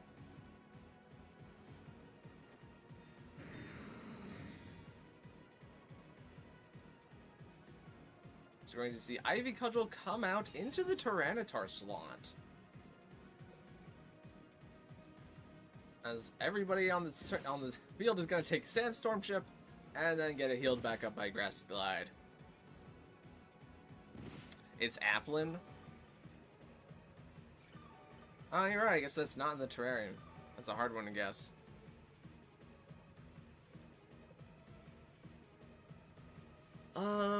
What do I go for this turn? What gets me out of this situation? What wouldn't be crazy here is an Incineroar switch in. I think I need to keep this guy alive for as long as possible. Honestly, I think I need to expect to protect from Ogerpon this turn. And let's double the slot just in case. Okay, we're seeing Follow Me this time around. So Fluttermane is going to Nasty Plot. That's quite the move. Woodhammer is going to launch into Ogerpon, which does a clean KO. Very hard to stand out to Grass Milky with an attack like that, and Tyranitar's Rock Slide is going to nearly kill Fluttermane, as it is revealed that it is actually Zoroark in disguise. Who could have guessed? Unfortunately, Zoroark is going to get chipped.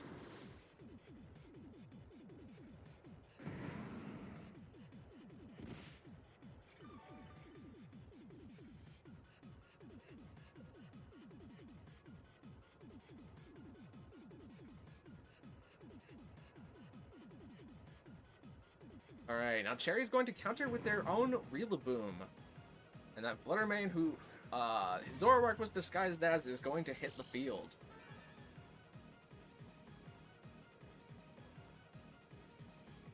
Now, depending on what happens here, Rillaboom can get a lot of use out of its Fake Out, because I currently do not have mine. So I think I'm going to protect with Tyranitar, and then send a Grassy Glide into the Fluttermane slot.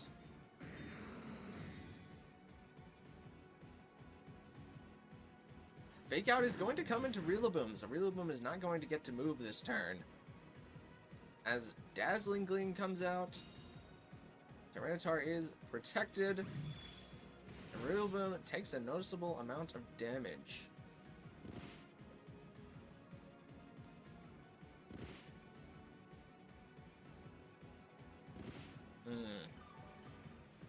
Now, just a slight thing that you can note here, based on the Pokemon's grassy terrain turns, their Rillaboom is faster than my Rillaboom.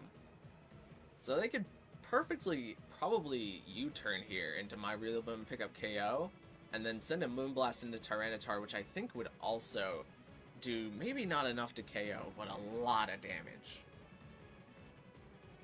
So I feel like my safest turn that I can play here is... I protected with Tyranitar last turn, right? Let's drop a knockoff into Fluttermane, and then send in Arcanine. I'm pretty content with losing my Tyranitar this turn. It might be possible that they decide to double target the Tyranitar slot in order to KO it, or they might just send Woodhammer raining into the Tyranitar slot. Fluttermane's going to protect instead. Well, what is Rillaboom doing? Rillaboom's going for that Woodhammer. And Tyranitar lives the attack because of Arcanine's Intimidate.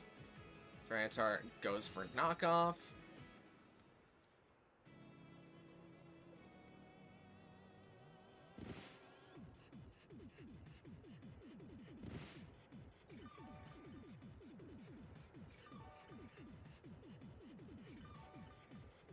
Tyranitar is going to get a little bit of healing. So seeing as Tyranitar is in a pretty desperate spot, I feel like it is fine for me to sack Tyranitar in favor of just getting off a knockoff, and then let's go for the super effective Flare Blitz into the Rillaboom slot. Grassy Glide is going to pick up KO into Tyranitar, meaning Rillaboom gets off a little bit more damage before it is taken down. And Fluttermane uses Shadow Ball.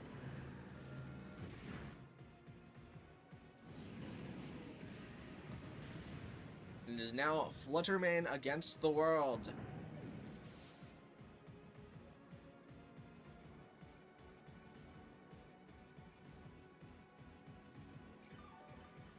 As the Sandstorm now ends, meaning that Arcanine loses its special defense boost. I think that this is a pretty good time for me to bring in this Pokemon. Bringing Rillaboom back in will reset the grassy terrain. And Fluttermane is a ghost type, so unfortunately I cannot fake it out this turn, but we are going to send a Grassy Glide and Flare Blitz combo into Fluttermane's slot. Fluttermane chooses to protect. That's fair. That's fair. Doesn't want to get knocked out this turn.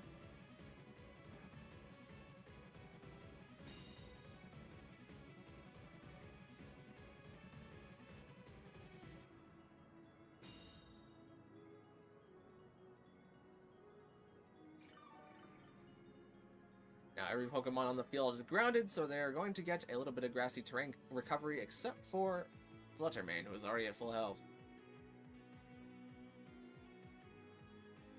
Fluttermane is going for its Terastallization.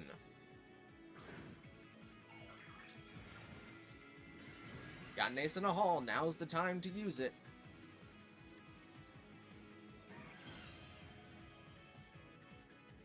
Rillaboom's Grassy Glide, not Glassy Glide. That would be an interesting move. Grassy Glide doing pretty noticeable damage into Fluttermane. It is not going to KO either slot, meaning Arcanine Flare Blitz is going to pick up KO into Fluttermane, and that is going to be a GG.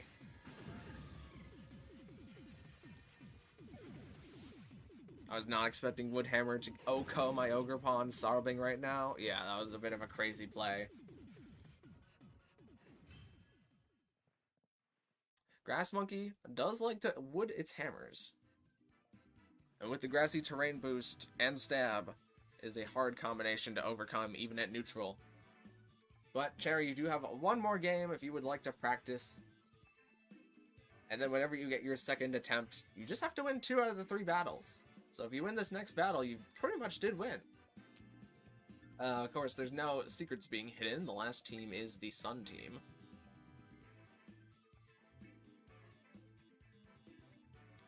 But you are our first win of the night, so take that to heart.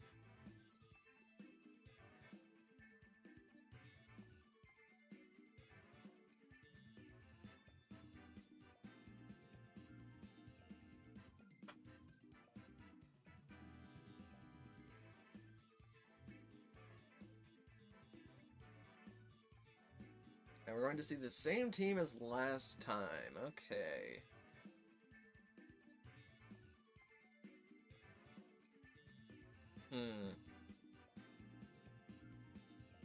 So I think in order to beat this team has Incineroar. Man. I was hoping to not have to do Incineroar things. Let's...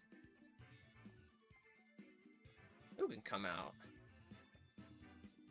Who doesn't want to come out, I guess is the question. This is where not having Terra Blast on Exeggutor really screws me. I'm gonna calc it after that stream. Fair enough.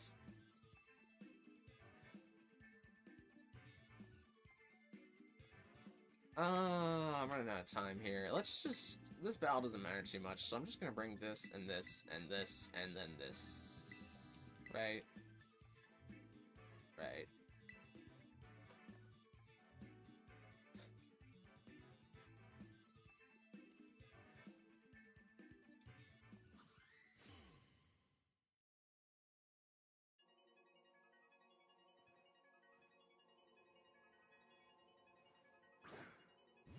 Okay, we're seeing the most unfortunate lead that could ever happen.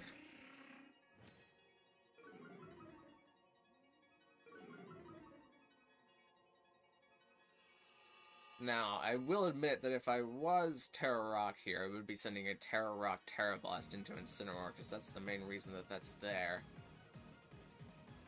However, this turn, I really can't do a lot.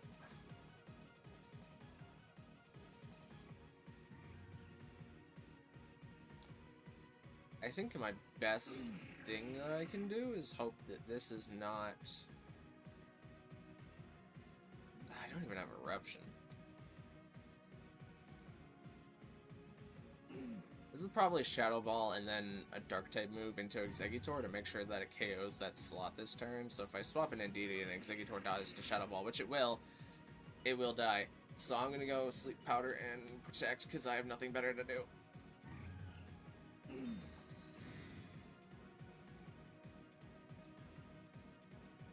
Yeah, I'd probably pick some KO.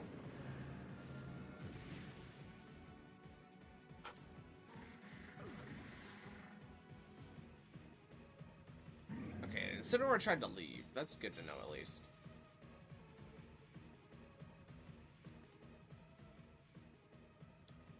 This is gonna be a bit of an uphill battle, if I'm being honest.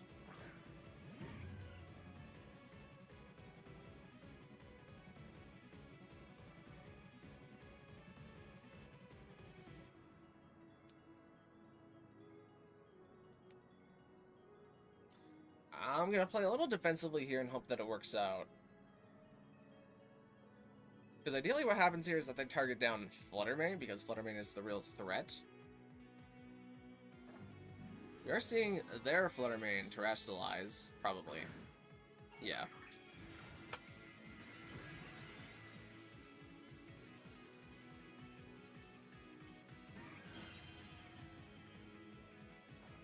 My Fluttermane gets off the Protect. Fluttermane goes for Shadow Ball into my Fluttermane. Fluttermane protects. Incineroar goes for Flare Blitz, trying to break any hope that Fluttermane had to live that turn. And Incineroar gets off the Earth Power into Incineroar, which is a critical hit. That did not do as much as I was hoping it would for a critical hit, but it does get a Spadef drop, and it eats the berry.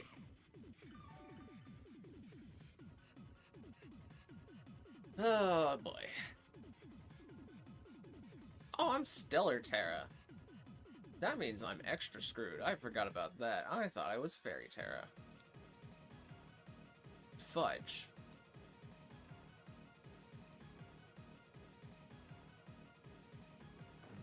Alright, let's play the Which Fluttermane is Faster game.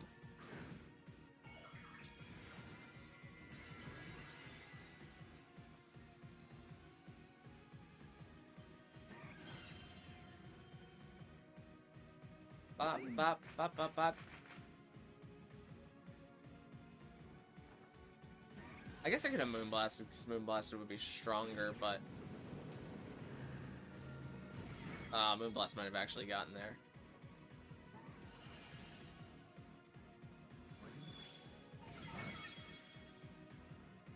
Oh, but Incineroar goes for Parting Shot, so my Fluttermane gets to live another day.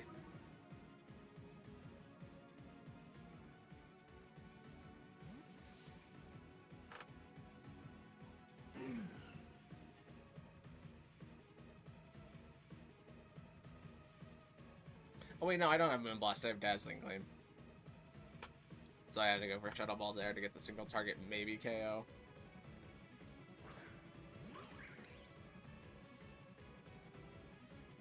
And this is the most damage that I can output. I guess the nice thing about being Stellar Terra is that if Incineroar comes back in, it can't Fake Out me, because I still have my Ghost typing.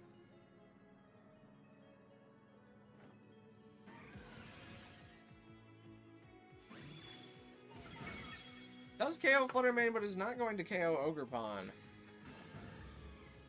Ogerpon's going to stick around. I have a bad feeling about what comes next. Ivy Cudgels into Torkoal, which is super effective.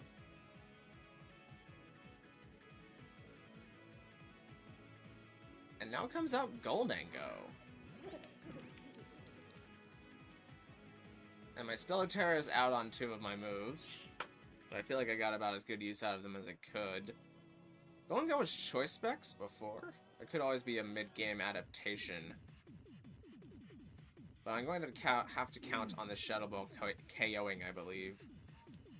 And then go for what little damage Heat Wave can get me.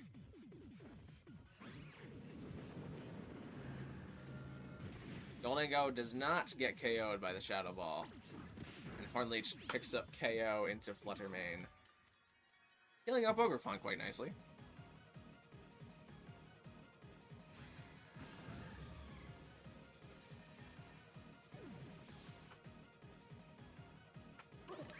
Gholdengo gets off his signature move, Make It Rain, which is resisted by Torkoal, but Torkoal at this point has been so worn down that he's going to pick up KO. You got a shiny Squobit, but it's not marked? I mean, a shiny Squobit's still a shiny Squobit.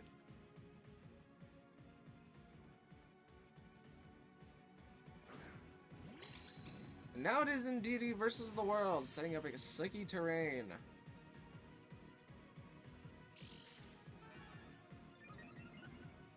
Gets the Spadef boost off the Psychic Seed.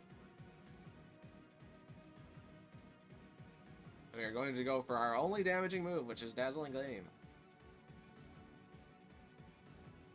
Gholdengo is getting withdrawn into Incineroar, getting rid of its special attack drops for when it comes back in. Intimidate, lowering Indeedee's attack, which it doesn't really care about. Ogerpon, taking so much of Indeedee's health, going all the way back up to full.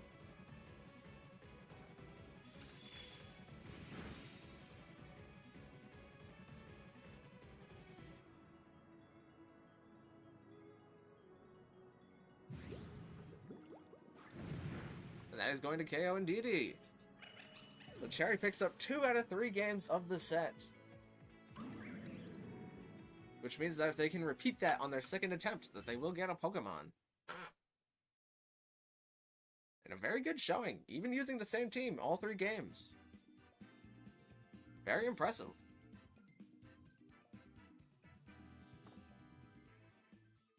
Alright, link code is up again. And by the time you see this, I will have started searching.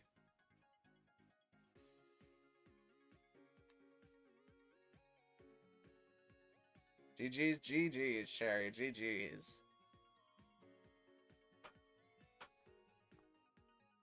Alright, searching.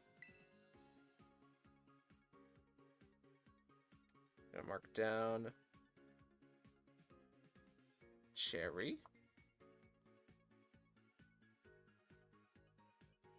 Feel like I could have performed a little better, but it was fun. Yeah, that's the thing. Getting practice, having fun doing battles, helping other people maybe see some strategies that work, strategies that don't work, learning from each other. Alright, looks like Parker is coming back for their second attempt. They're selecting the rules. Hopefully Official Rules 1 does get selected. It is Official Rules 1. Alright, so what do I want to use against Parker for their first battle? Let's hide the screen for just a second. I'm not going to think too much about this. I think I'm going to grab these guys. Oops, I almost did the thing again. You probably saw it for a split second there, but I don't really care.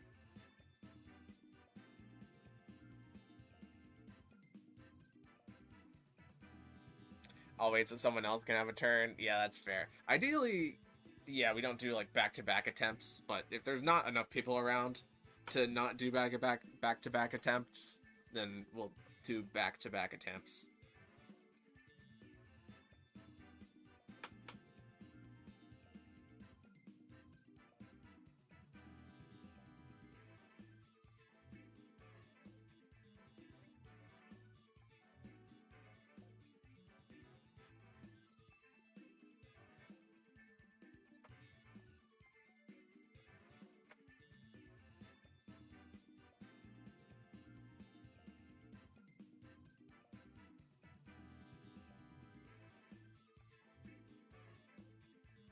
Oh, you know what actually would be a really easy way to do the queue system? Is by using the Pokemon Showdown chat. I could just say, challenge me on Pokemon Showdown, and then I would send each person independently the link code that we're using. That would be probably even easier than Discord.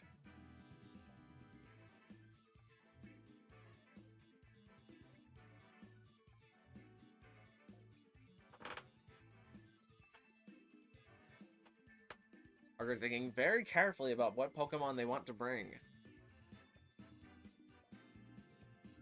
Wow, this is like almost 2 hours, but this is really fun. This has been like, I feel like this has only been like 10 minutes. Like, this is crazy. The time that I get back on this. This is pretty fun.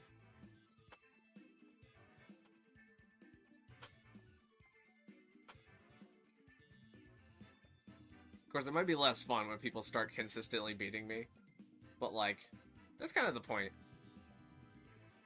Ideally, like, by the end of, Reg F, well, maybe not by the end of Reg F, but, like, by the end of, like, when I feel like everybody has gotten battles done, like, I don't have any Pokemon left.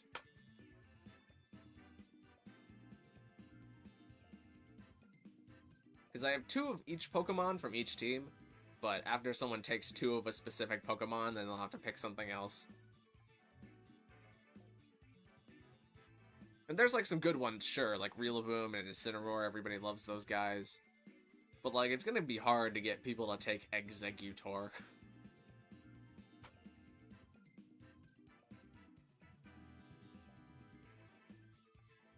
Parker, really thinking out that team, huh?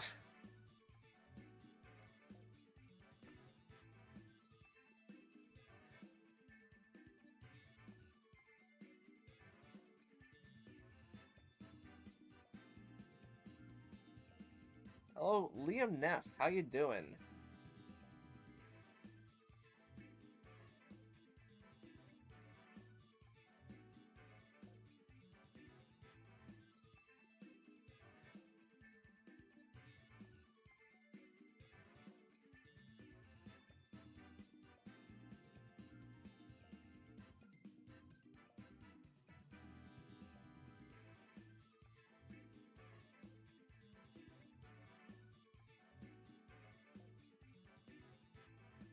I gotta go by and I have to leave the battle to Cherry. Good luck, Fire. Well, I hope to see you back again, GG Plays, whenever we do this next time.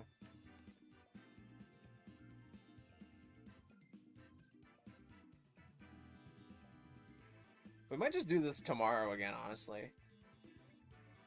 Just keep banging them out.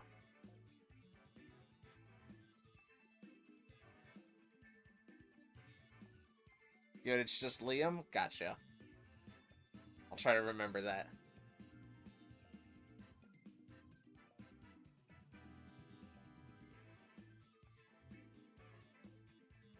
Oh yeah, how we doing there, Parker? You got your mons filled out yet?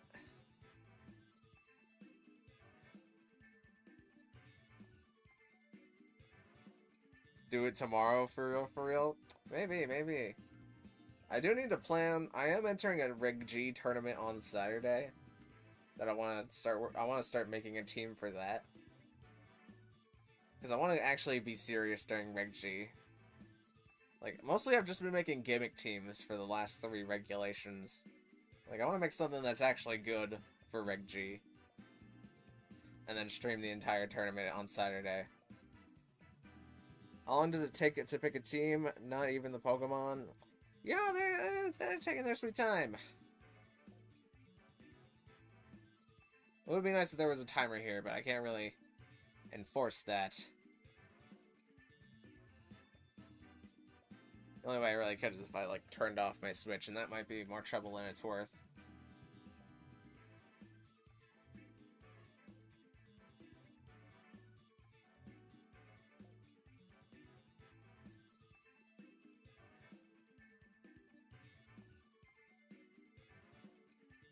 I'll end up playing actual tournaments, but there's literally nothing near me for the next few months. Well, I'm entering an online tournament on,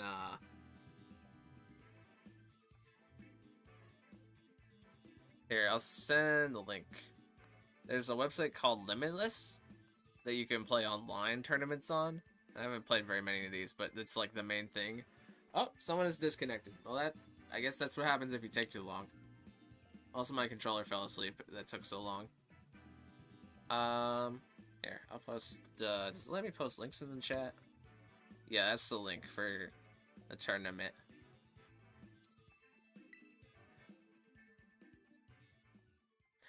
Once you fight Dale, am I able to battle? Well, I am Dale.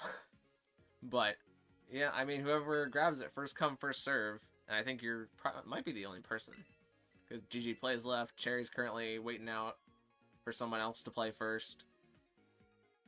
I just gotta set up the link code, and we are playing Reg F. So if you are chosen to pick the rules, you have to use official rules 1. So there are some legendaries that are restricted, like Terrapagos and Koraidon and Miraidon, but most of them are allowed. You can use, like, Urshifu and Ogerpon.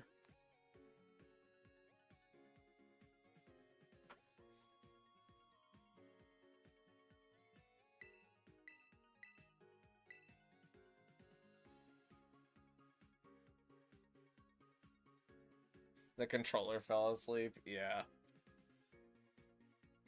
Yeah, that's what happens when things take too long. I don't know if that's what caused the disconnect, but, like, you know, please have a team picked out at least whenever you want to do this. That way it speeds things up a little bit. But no worries, you don't have to be sorry about nothing.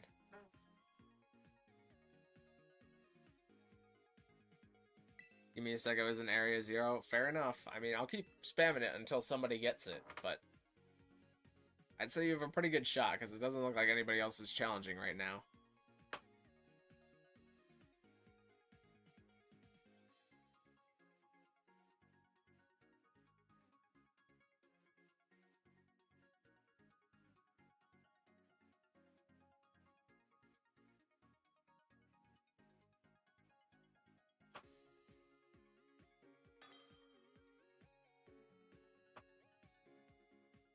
Hey, we got Liam. Alright, it is up to me to decide the rules. We are using official rules 1, because that is how VGC is fought. 4 Pokemon for double battles. Pokemon levels are 50. Special Pokemon not allowed. Same Pokemon not allowed, and same items are not allowed. And give me a sec while I hide my screen. That way you don't know which team I'm bringing. And I think I was gonna bring this team, but I think I'm gonna bring this team this time around. And we're back. Okay.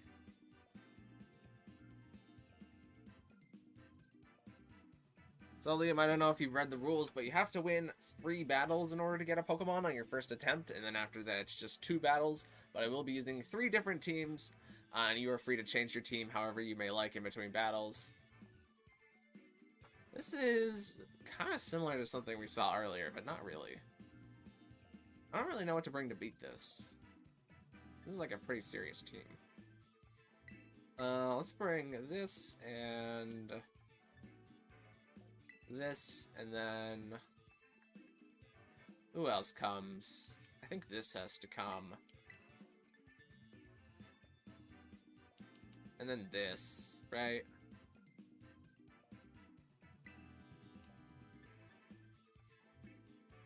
I think I have to go with that.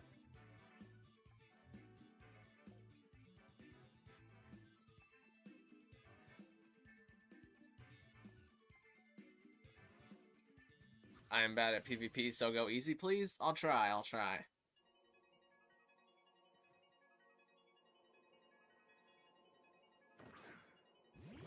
Okay, we're going to see a Ceruledge and Ogerpon lead.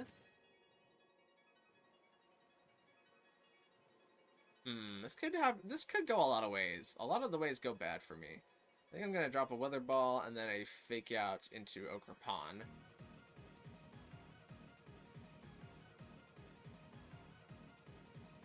And we'll see how the opponent responds. Ogerpon flinches and cannot move. Ceruledge is going to disappear with Phantom Force.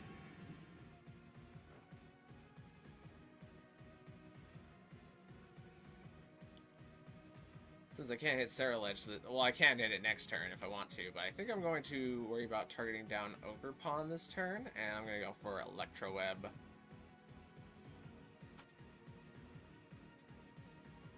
Now, Ceruledge does dodge it because it is currently semi-invulnerable. Speed Drop. There's quite a bit of damage there. Ogerpon's Ivy Cudgel.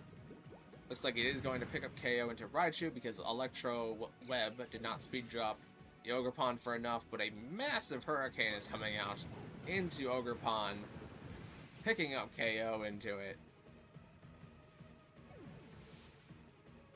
And now it is 3-3 on both sides.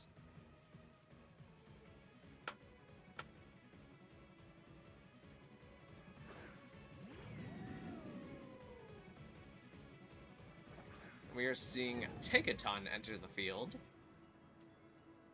And I don't really want to get faked out this turn, but I think Ceruledge might leave again. So seeing as how that might happen, I'm just going to take the fake out turn. We do catch a Playro, so we're not getting faked out. Phantom Force does occur again. Our Caledon's going for the Electro Shot.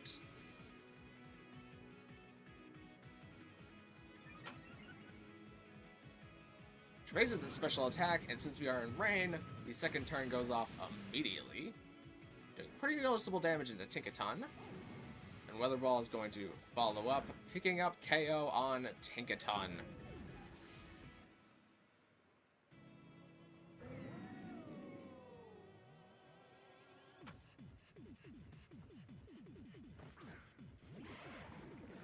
Now we have everyone's probably favorite DLC mon. I guess it depends who you are.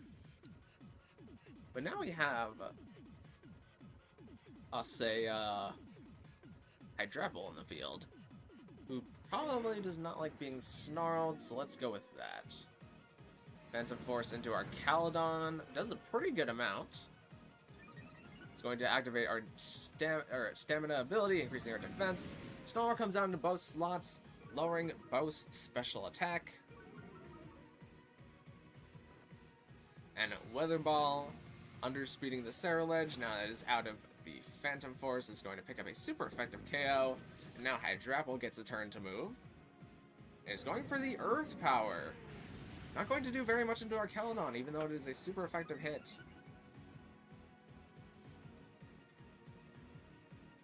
Alright. I'm going to be a little bit too extra safe here, and I'm going to swap in Scizor. And let's go for the Snarl again.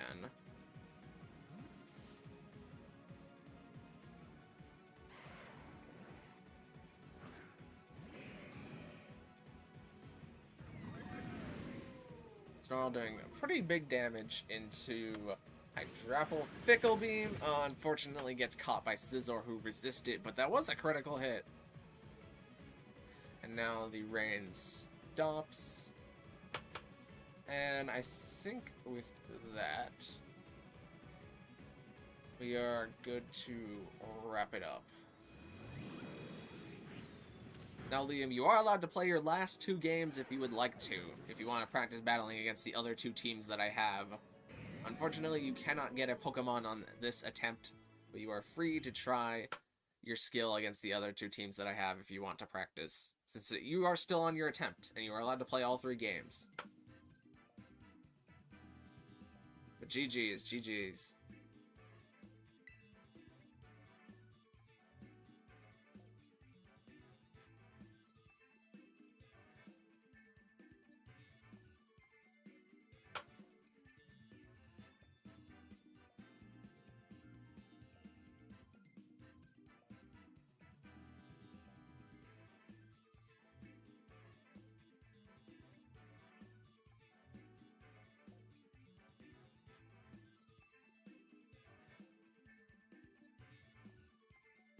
I'm good, thanks. Fair enough, fair enough.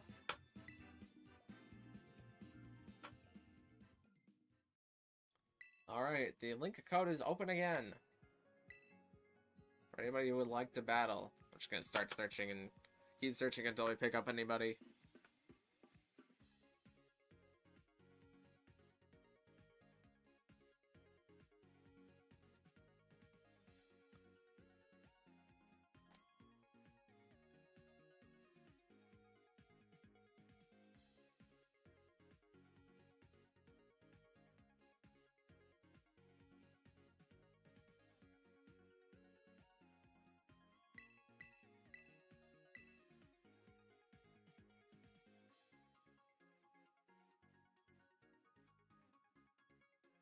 The way you predicted my moves? Yeah, it wasn't so much predictions as I was just doing some risk assessment. I thought about what the worst case scenario would be if a certain Pokemon did a certain thing, and then I played so that, like, the worst outcomes, even if they did happen, I can mitigate them from really damaging me too much.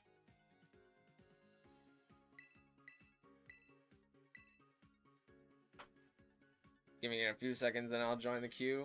Fair enough. Alright, we have Cherry, the returning challenger.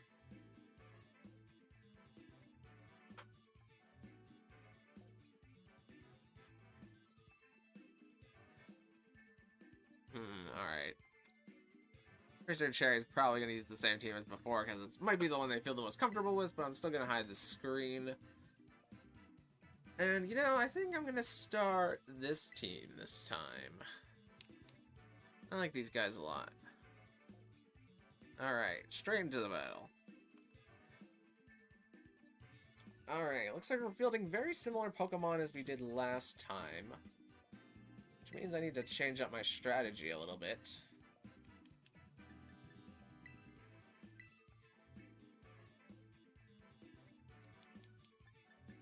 And I think I bring this, and maybe this in the back.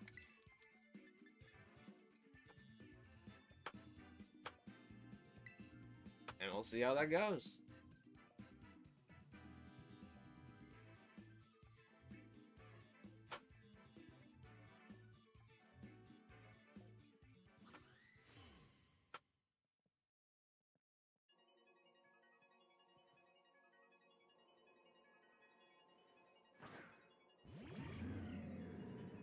Alright, we're going to see a very similar lead to when I played last time against this team.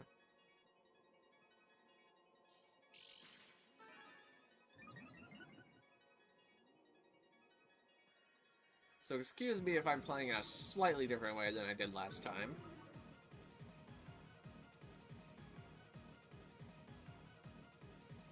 And this... Oh, I didn't... I didn't even Terra Steel there. Whoops. Oh, thank goodness that's Zoroark. I was supposed to Terra Steel there. Whoopsie doopsie.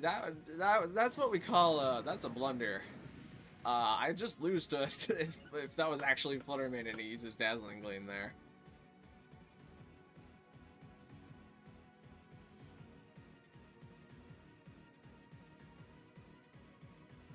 Knockoff comes out into Indeedee, but Indeedee used up its item.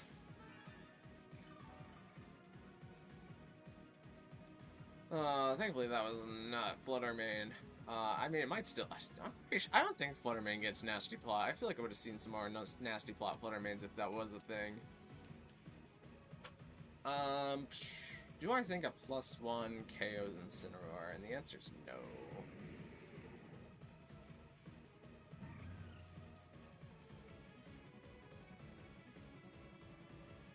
I really don't know what the Zoroark is capable of.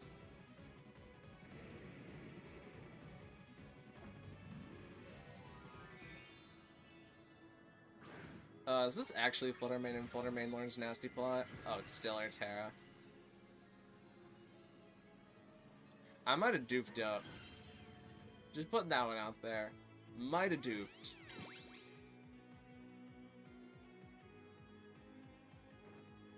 Goes for the Clangering Scales, and it does do damage into Fluttermane.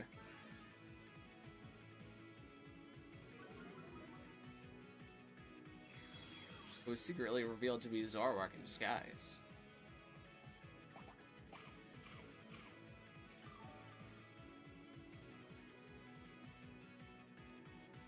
Bitter Malice not going to affect Indeedee. And Parting Shot comes out. Going to get Incineroar off the field.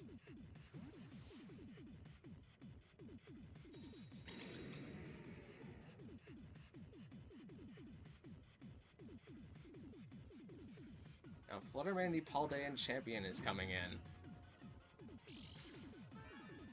And its booster energy is going to activate. I didn't catch this last game, but Fluttermane's booster speed, which is something you should definitely be paying attention to if you're playing VGC, is what speed booster your opponent's Fluttermane is. Oh boy. I think I click this, and then... Indeed, you probably live, right, dog?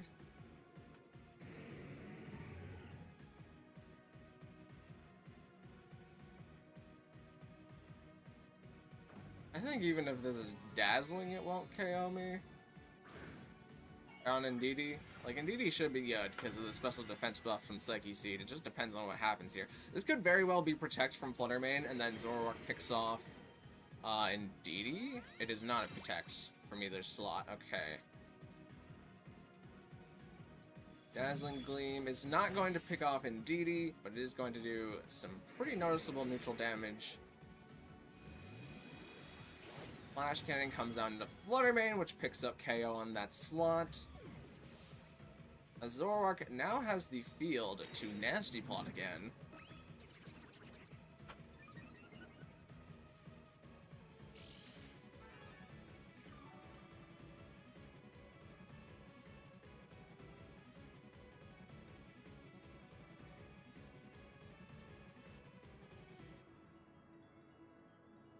You're going to see Incineroar return to the field.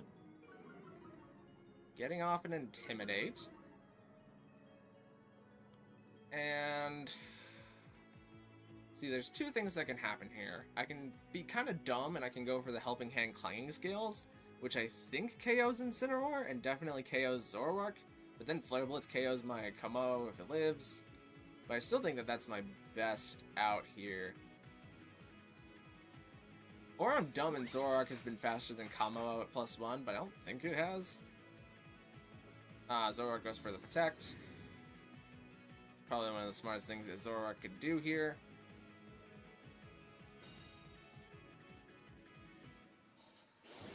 Clanging Scales is going to pick up KO on Incineroar. With just the slight damage boost from Helping Hand. Well, it's not slight actually, it's pretty notable.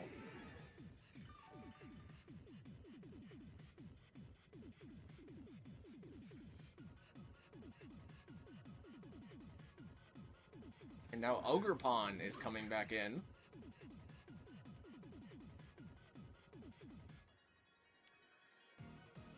I don't think Ogerpon can be faster than me at +1 based on my speed. I don't remember what my speed is though. So I'm gonna follow me. I'm going to go, but I subbed and liked. Well, thank you so much, William William rather, sorry. I used your last name. I appreciate that a lot, and we'll definitely be doing more of these streams in the future. So pick a team that you really like, work on using it a little bit, and I'm sure you can come back and you can take one of my Pokemans.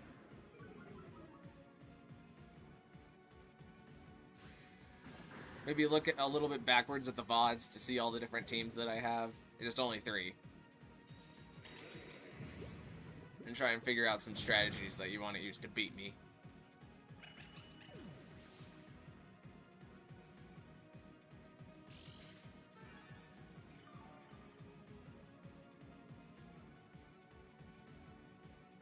Now the weirdness has disappeared from the battlefield. Let's bring in Incineroar.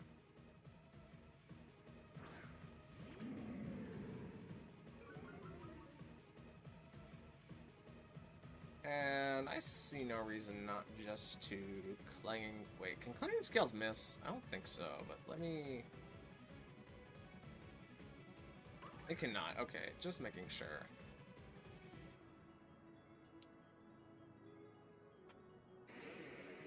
Alright, Spiky Shield's fair enough. I like both of the team's Pokemon. Yeah, I do too. I especially like the Hisui and Zoroark. You don't get to see Hisui and Zoroark a lot.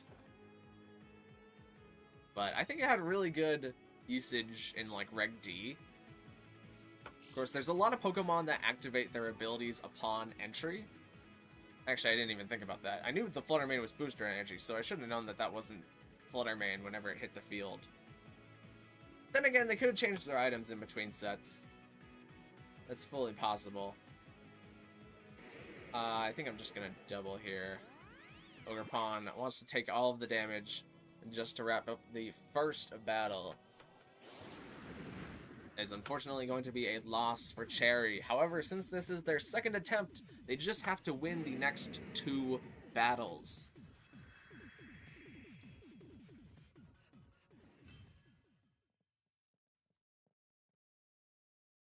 Which means they are now in a make or break situation. Team is the same as last. You don't gotta tell me that. You could be a little sneaky. I'll do battle again with the same rules, but yeah, it's hard to use Hisui and Zoroark because there's so many Pokemon that activate their abilities upon entry. And if your Pokemon does that, then you can't disguise Zoroark as it successfully. Like, Incineroar can't be Zoroark, Rillaboom can't be Zoroark, anything with a booster energy can't be Zoroark. Going into, like, Reg D, like, every restricted either, like, sets up a weather or a terrain, or just has their ability told at the start of the battle. It's crazy. I'm gonna hide my screen for the second pick. And I'm going to bring this team.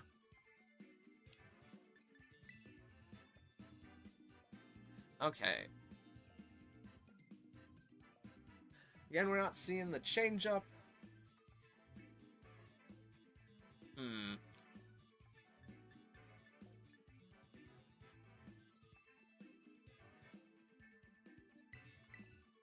I think I'm gonna lead these two guys. And then have this guy and this guy in the back. I need my rain. I like the rain. The rain makes me feel edgy. Are you doing the same live stream tomorrow? And if you are, what time? Honestly, this is so popular, we will probably be doing this tomorrow. And whatever 8 p.m. EST converts to is when I usually start going live. So we'll probably be live with this again tomorrow. Okay, we are seeing Ogerpon, Water, and Rillaboom on the field.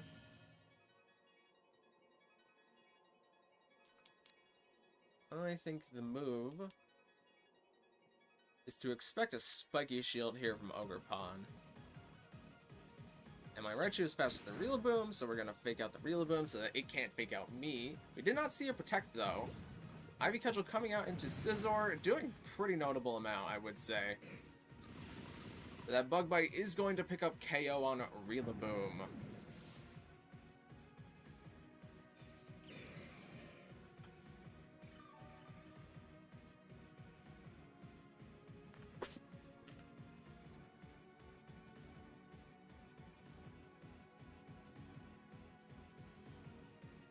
Alright, now we're seeing Goldango hit the field. And I'm gonna do a pro gamer move here called checking what my own Pokemon has. We're at 85 speed. That is probably not outspeeding.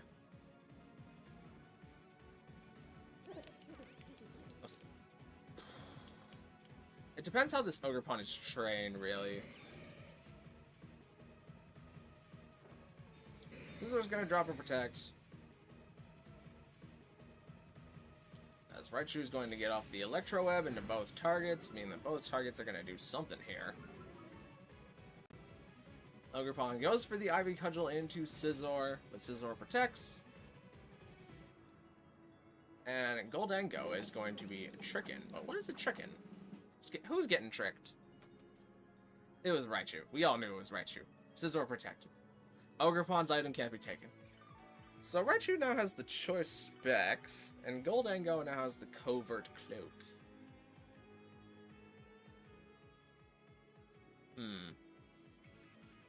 So I think this is an appropriate turn for me to swap in Pelipper and then go for Thunder with Raichu. Because once the rain is set up, Thunder will guarantee land. And Thunder, with the choice specs combination, I don't think it looks good for Ogerpon. It is a neutral hit, but Ogerpon is not going to like taking this hit, if you have to ask me. Oh yeah, a lot of chunk of damage there. Hornleech comes down to Raichu, and Raichu just gets obliterated for taking that Thunder into Ogerpon. And now Ogerpon cares a little bit less. And Shuttle Ball comes out into Pelipper, which is going to break its sash, but it will do a pretty notable chunk of damage, honestly, there. Also drops Pelipper's special defense. Pelipper does not like that one bit.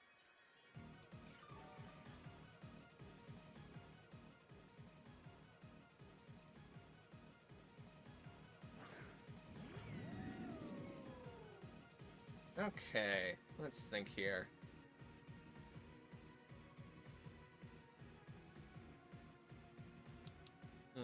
the smartest thing to do is have Pelipper Protect here. And let's go for that nasty Electro Shot into Ogre Pond Water. Might see a Spiky Shield here, but we haven't seen a Spiky Shield all game, and Ogre Pond's been very aggressive.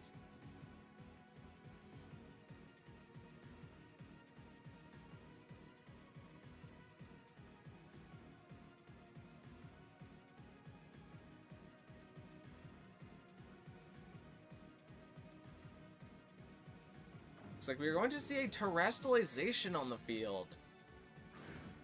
It is Golden Go, going into its Terra Steel.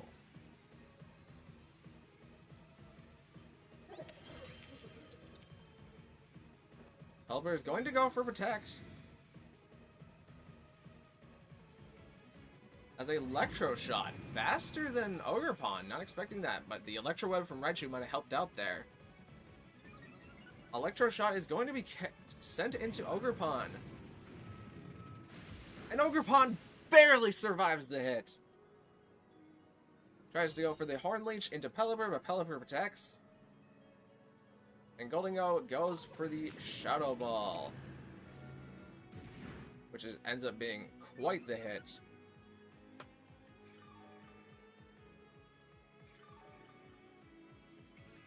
Ogre Pond restores a bit of health. Rather, everybody on the field restores a little bit of health, rather.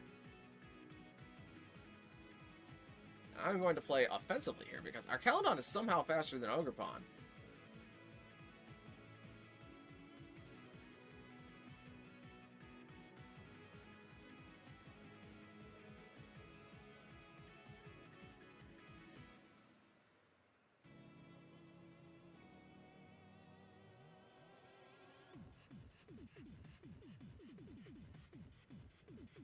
Ogre Pond is going to get off the Follow Me, trying to redirect damage away from Golden Go. However, the Snarl hits both targets and Ogre Pond goes down.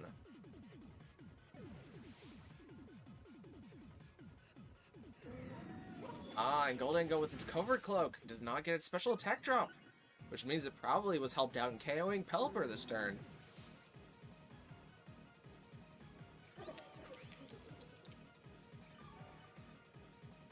That was a good trick away from Raichu. Now I believe it is 2 against 2, where Fluttermane, the Paldean champion, is now on the field. And we've got a real chicken game here.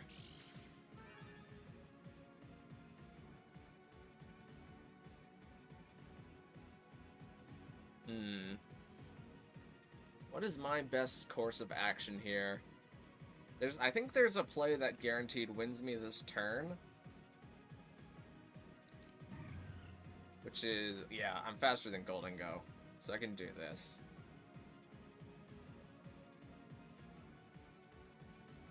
And because of the numerous defense boosts we have gotten from Body Press, I'd say it's more than likely going to KO Golden Go this turn with the Body Press, now that it's Terra Steel and has lost its Ghost typing. I believe that is going to be GG, unless Fluttermane pulls out something absolutely crazy here.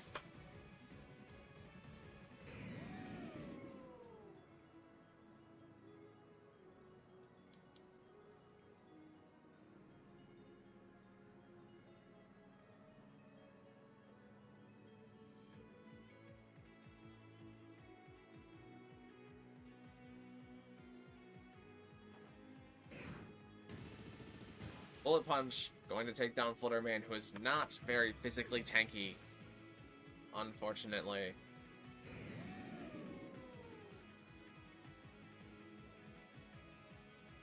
But GG, very well played.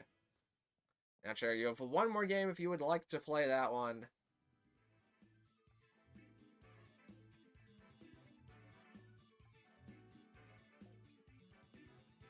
You are more than welcome to.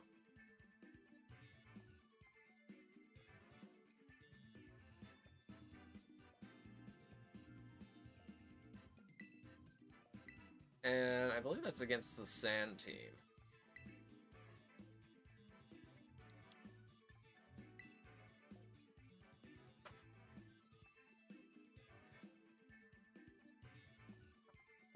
me think. So who's good and who's bad? Who's bad to the bone here?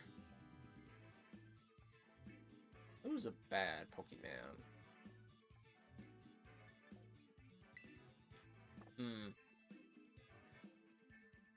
Honestly, this and this lead doesn't seem so bad.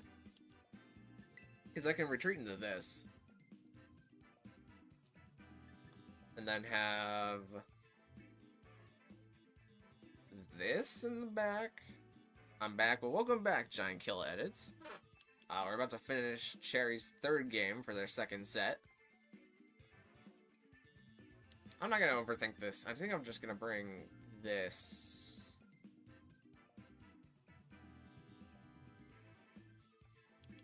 This.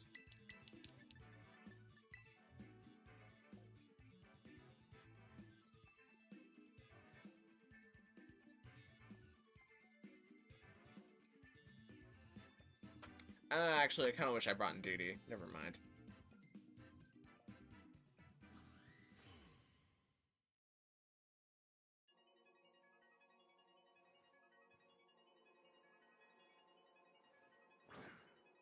Okay, we're seeing the Rillaboom Ogerpon lead again into Primarina and Arcanine, which does not put me in the best of positions, if I'm being honest.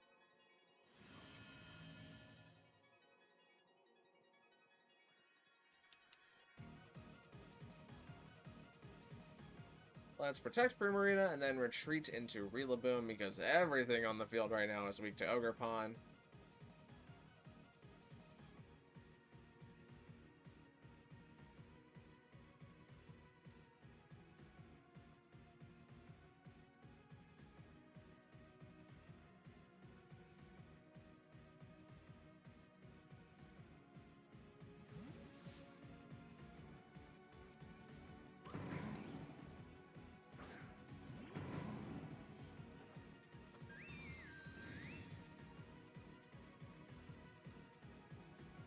Let's see, we're going to see the Ivy Cudgel from Ogerpon. No fake outs, I don't think. As Rillaboom goes for Woodhammer into Primarina and does not get it.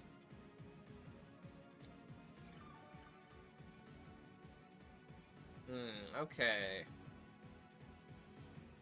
So, I know they have Fluttermane in the back. However, I have so much to stop Fluttermane that I think it's safe for me to go for this. And then go for this. And we'll see how that goes. Okay, Ogerpon is being withdrawn, but into who? We're seeing Incineroar enter. The Paldean champion. No less.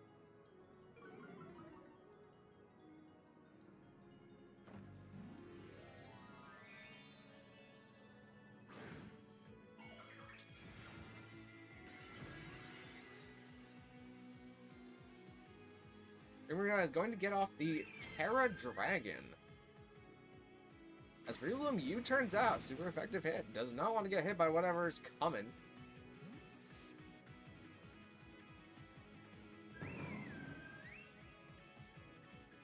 As Fluttermane comes in.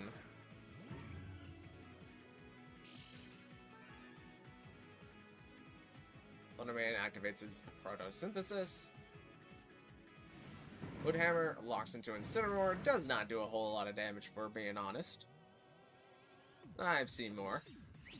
Ice Beam comes into Fluttermane, which also doesn't do a lot. Oh, but it does get a rather unfortunate freeze, which may be game-changing.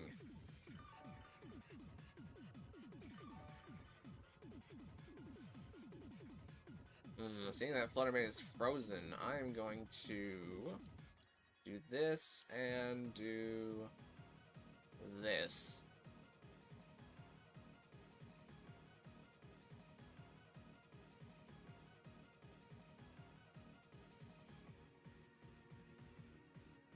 Now, if you don't know about freeze, freeze is a little bit of an unfair mechanic, if I'm being honest. Probably needs to be changed. But the way freeze works is that every turn you have a 20% chance to unthaw, which could go for one turn, could go for 20 turns. It's really in the hands of fate at this point.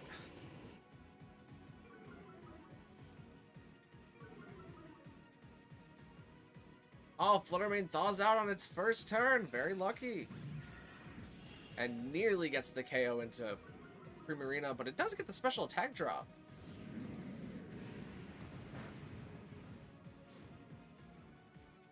Critical hit Flare Blitz into Arcanine does pretty notable damage for a Flare Blitz. Primarina's Hyper Voice comes out. Deals pretty okay damage into Incineroar.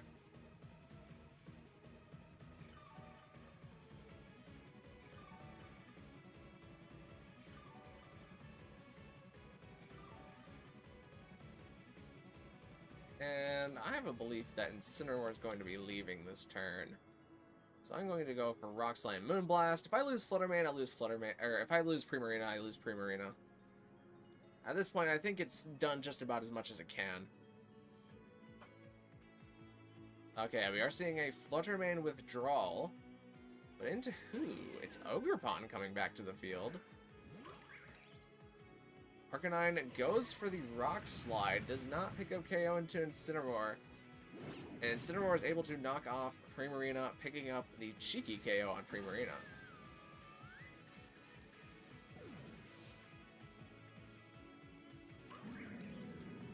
It's revealed that Primarina was holding Mystic Water.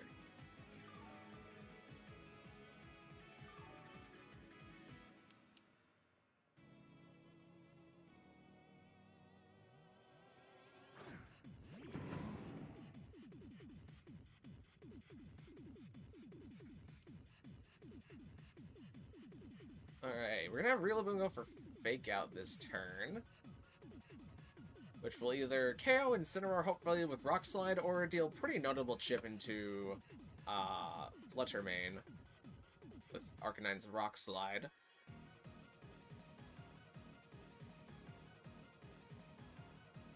We are going to see a Terastallization come out. I never realized how much Terastallization sounds like Terastallization, the Gen 8 legendary. I need to trademark that before somebody else steal it. Incineroar's going for the Ghost Terra. And Rock Slide misses somebody. Misses Incineroar specifically. And Ogerpon flinches because of the Fake Out. And Incineroar is going to be able to get that Flare Blitz KO onto the Rillaboom slot. But in doing so, it is going to KO itself.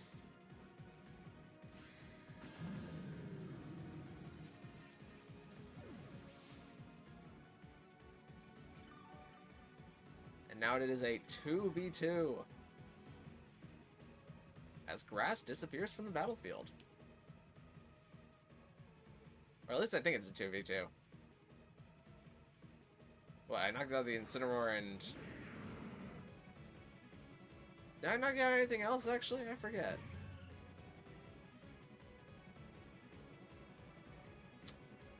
Nope, they still have 3 Pokemon left. I'm probably done for. Tyranitar Sand is helping it along a little bit. Oh, and I used my Terastallization on Primarina, that's right. Oh, my.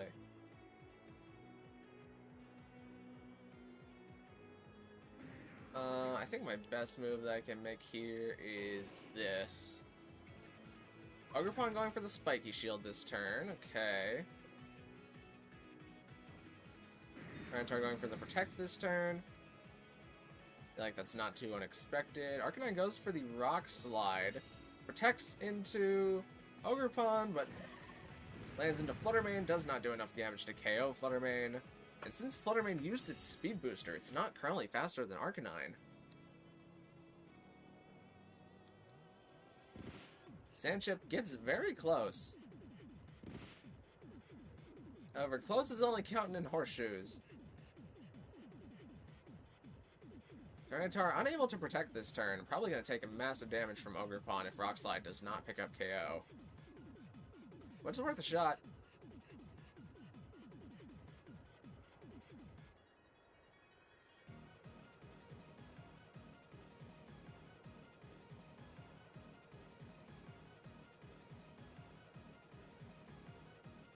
Fluttermane is being withdrawn, but for who? It's Rillaboom coming back in to save the day.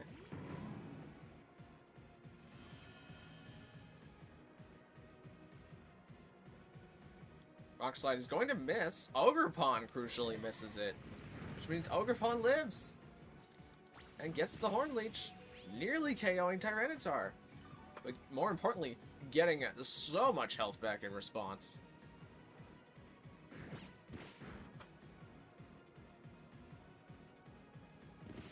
As everybody on the field is going to take some Sand Chip here, except for the Rock types.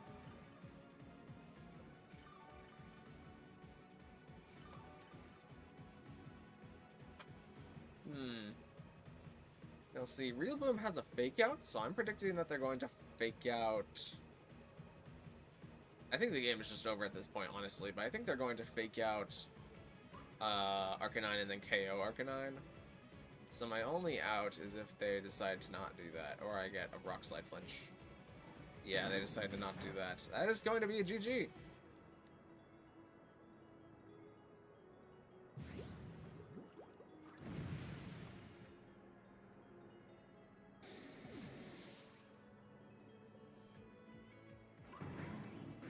Off is going to pick up KO into Ogerpon. However, with Tyranitar's low health as it is, I wouldn't be betting on Tyranitar getting me back into this game at this point.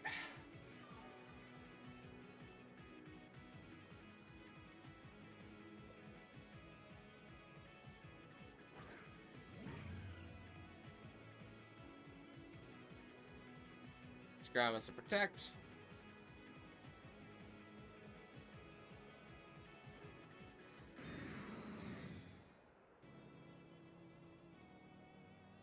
Grassy Glide from Rillaboom, a Wood KO here. And so would Fluttermane's Moonblast. However, with the power of the Sand Chip, Fluttermane is finally going to go down.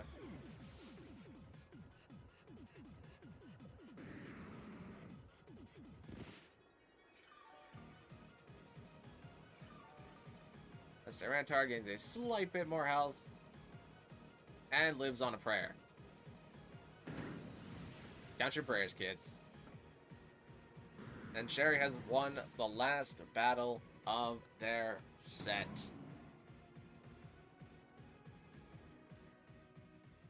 Good plays, good plays. 3-3, that's true, that's true. We're halfway now.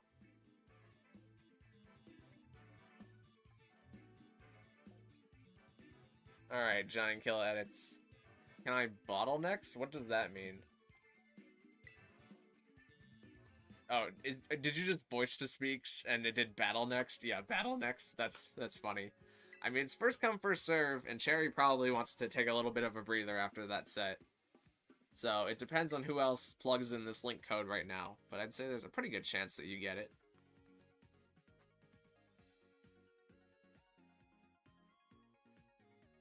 And by the time you see this, I will have already started searching. Really had to lock in for that last game? Yeah. You want to get at least one in, because then you really get, you know.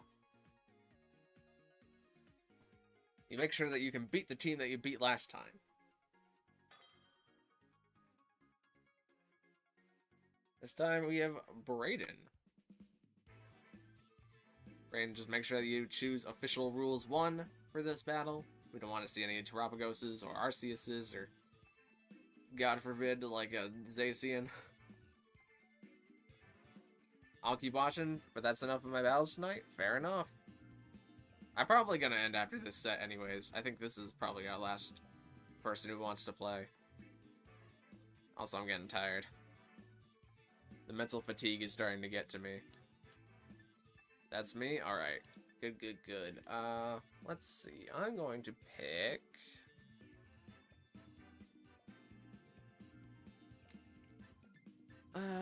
let's just keep it simple, stupid, and let's pick this one.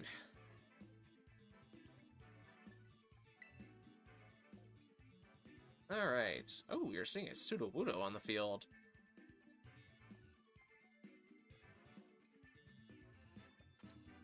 Well, what would I do about a Sudowoodo being on the field?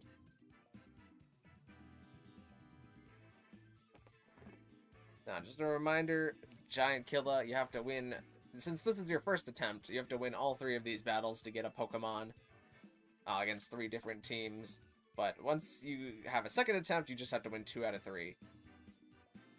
But you are allowed to do all 3 attempts, or all 3 battles in 1 attempt if you choose to, even if you end up losing this first one.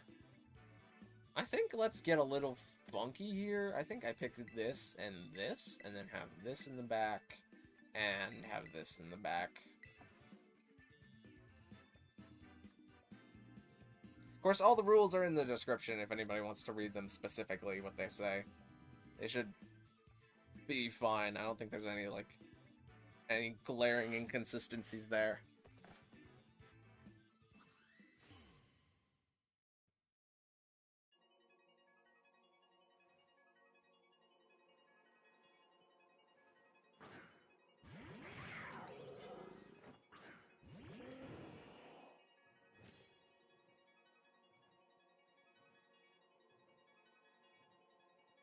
Alright, sort of ruin here.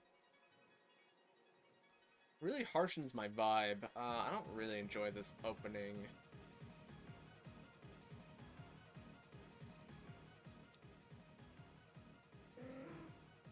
Let's do this. I'm hopeful.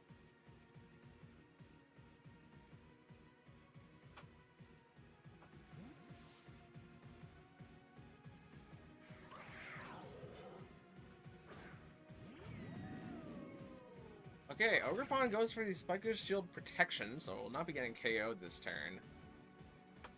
And Ice Fang comes out into Pelipper, dealing pretty substantial damage into it.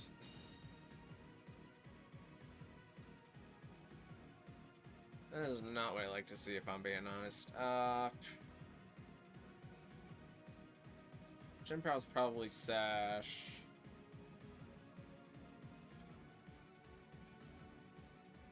That was a really bad turn 1 for me. Who do I have in the back? Who saves me? You're supposed to save me. Cool.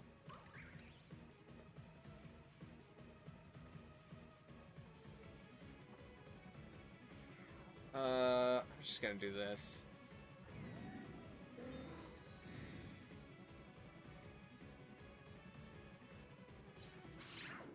Sacred Sword into our Caledon does a pretty good amount of damage, and the damage is not going to go down.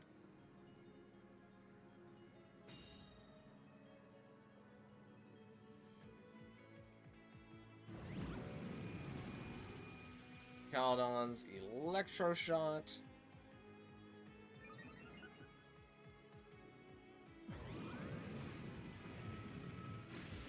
Goes into this slot. Doesn't get to Sash even if it does have a Sash, which I'd be willing to bet it does.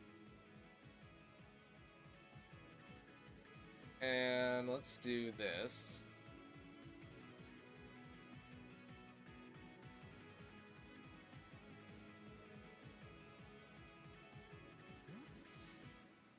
Oh, it's also worth mentioning that you're allowed to change teams in between battles.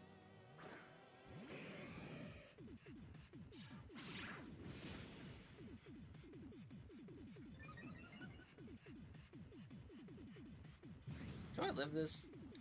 Oh, heck yeah, our Caledon, you do. Man, I should've gone for Body Press.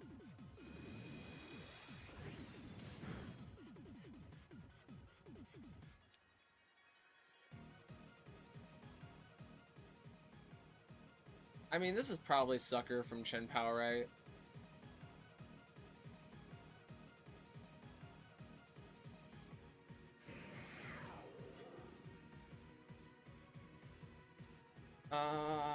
This could be a Switch. Switch would be bad. I think I should just take this as they come. Okay, Ogerpon switches. Honestly, at +3 defense, is it crazy that I think that we... Oh, it didn't Sucker.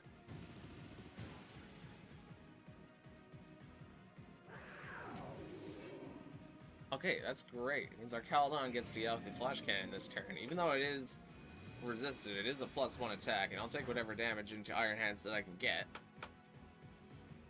How do I get rid of Iron Hands, though, is really a problem. It's Scotland! That's great.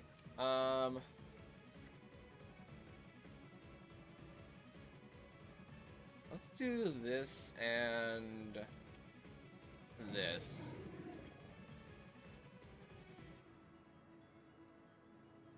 Ooh, no fakeouts from Iron Hands this turn. And a flat-out KO into Iron Hands. Was not expecting that. But now what is Sudowoodo going to do with its free turns? And that's a Scope Lens. Interesting. Might have been a Focus Energy set to counter Incineroars. Head Smash comes out into Scizor.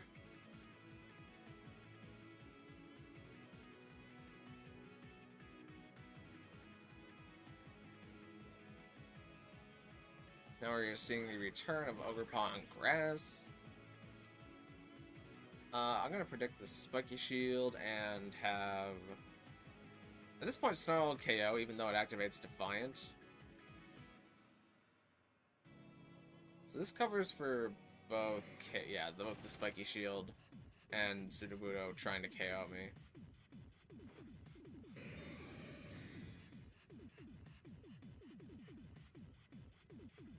Snarl is going to be protected by Ogerpon. But it does break the Sudowoodo Sturdy if it had it. Actually, no, it couldn't have been Sturdy. It's Head Smash. Rock Slide comes out from Sudowoodo, not able to pick up KO in our Caledon, and rather just raises its defense again.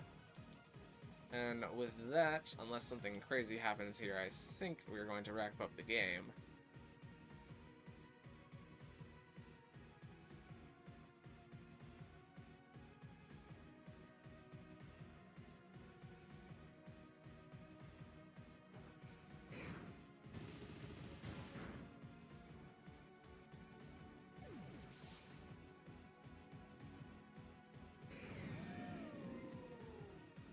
Our Caledon body press with all of its defense buffs stacked up. It's going to do noticeable damage into our favorite Gen 2 tree friend. Now, Brayden, you do have the ability to challenge to battle the other two teams. Sorry, if you would like to. You are more than welcome to.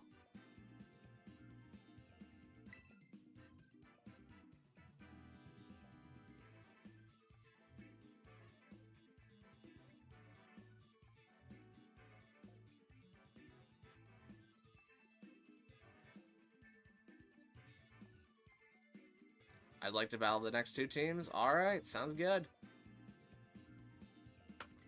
Let's run it back.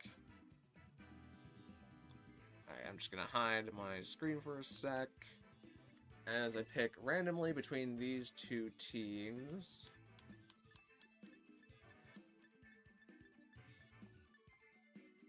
Let's go with these guys and gals.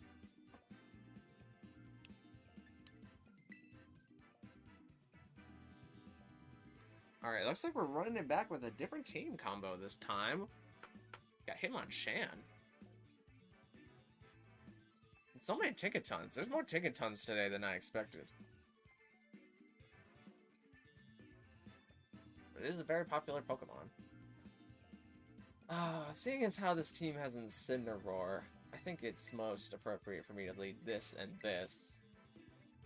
And then... I don't know. Have this, and that Bax might be Clear Amulet.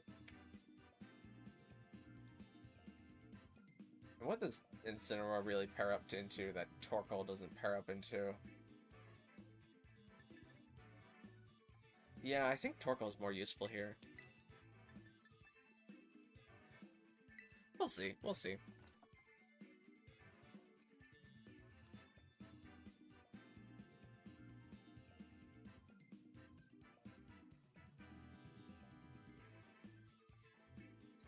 I love Tinkaton, but not competitively. Yeah, Tinkaton needs a little bit more, honestly. Like, I know they gave it Gigaton Hammer and Fake Out and Own Tempo and Mold Breaker, but like, and like Steel and Fairy typing, and okay, they gave Tinkaton a lot. Actually, I don't know what's wrong with Tinkaton. Tinkaton, I don't know what else I can give you, but like, you gotta be good somehow.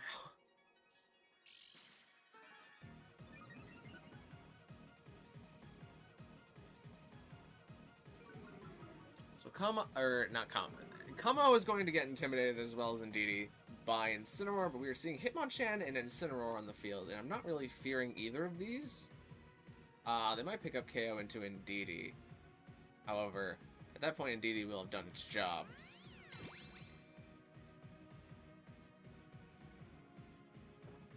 As Kamo goes for the Clangorous Soul.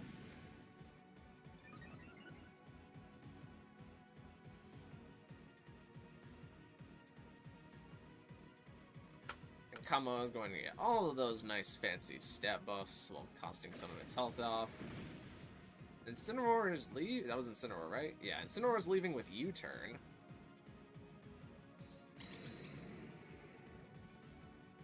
Hitmonchan's slower than Incineroar. That's interesting. I wonder why. And in is coming Tinkaton. As we're seeing Ice Punch. Okay, so I think it's advantageous here. I don't know if Hitmonchan's going to be faster than Tinkaton.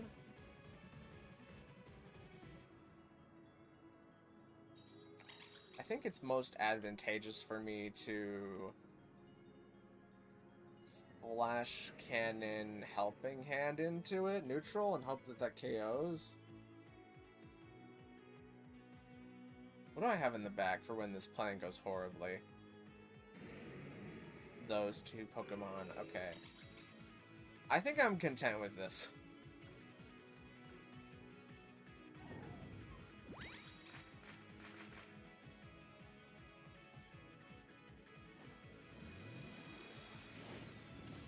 I should not have been content with that plan.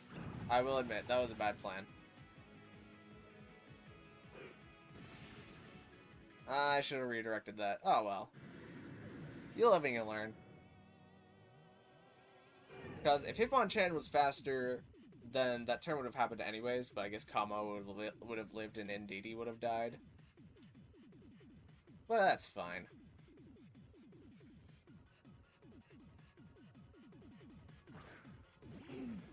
Not even Torkoal.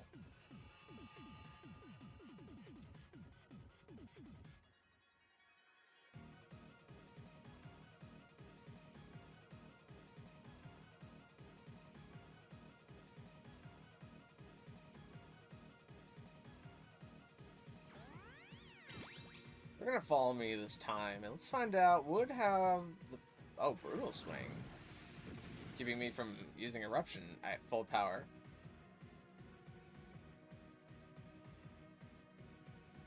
And Fire Punch takes out Indeedee.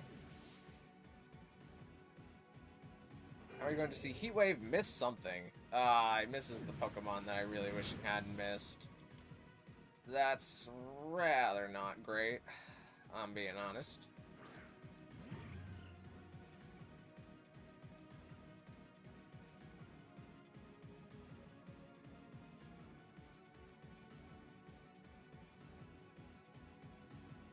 Fuzz.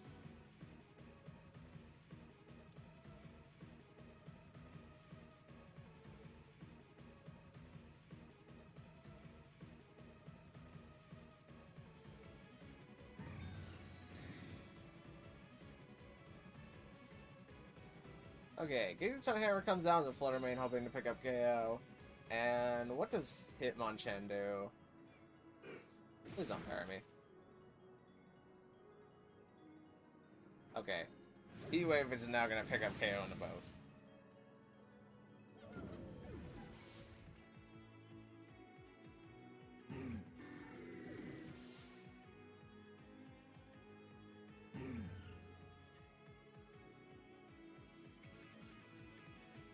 So what are we looking at in the back? I believe it is Incineroar and one Pokemon that we have not seen yet versus Fluttermane and Torkoal.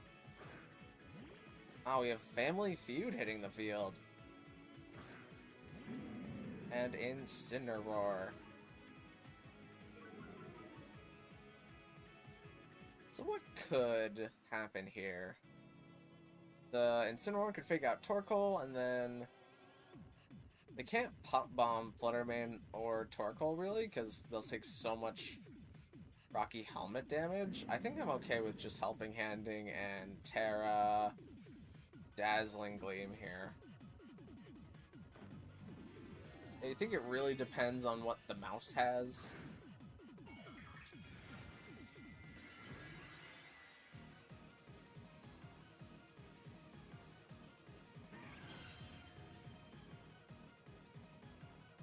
You're going to see a terrestrialization on the other side as well. It's a terrestrialization from Incineroar into Fire. Now neutral to the Dazzling Gleam about to come out. Helping Hand comes out from Fluttermane, or into Fluttermane rather, from Torkoal. Dazzling Gleam might do less than you think, honestly. Brings Mouse down to its Sash? Not a Sash, it just lives. And Dig is coming out.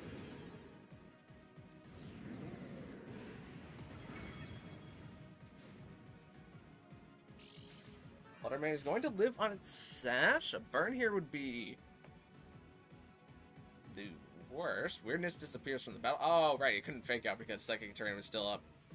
Sometimes I use my brain. I think this turn I should Helping Hand and then Shadow Ball into Incineroar. Because if this Dig is into Torkoal, like I think it is, that wraps up the game because Torkoal is Rocky Helmet.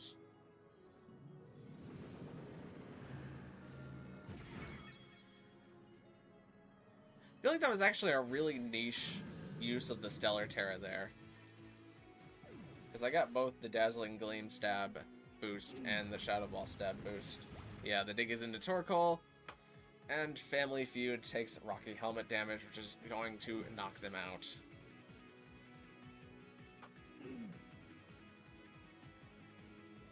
Crazy that they lived without the Sash there, though. I wonder what that calc is.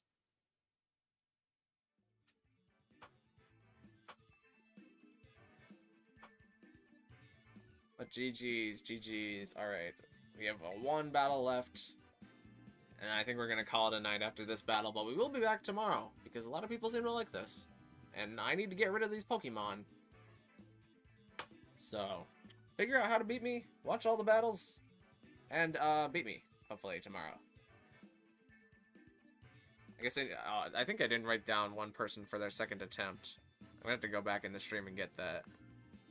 Right now I just have Hypno, Parker, GG Plays, and Cherry. And I'll write down, leave a space, and I'll write down, Giant Killer Edits. This will be the last team, which is the Sand team.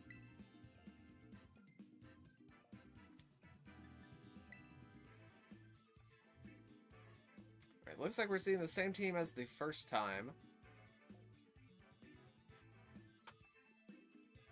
And I feel like I don't need to hide this team, but I'm going to bring this, this, and this. No, yeah, I guess I bring this in the last slot.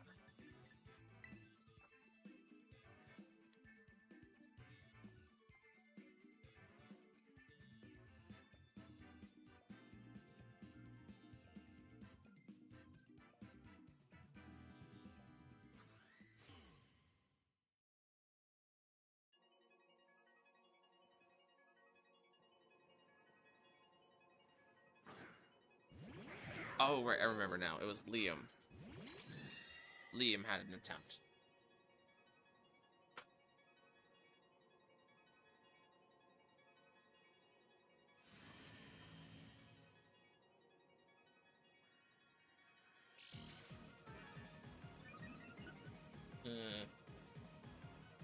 So, I might play a bit of a risky game here. Oh, I have Psyshock. Never mind. I can't afford to play a risky game.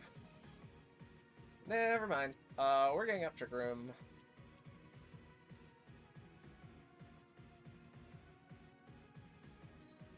Honestly, can I even afford to get up Trick Room?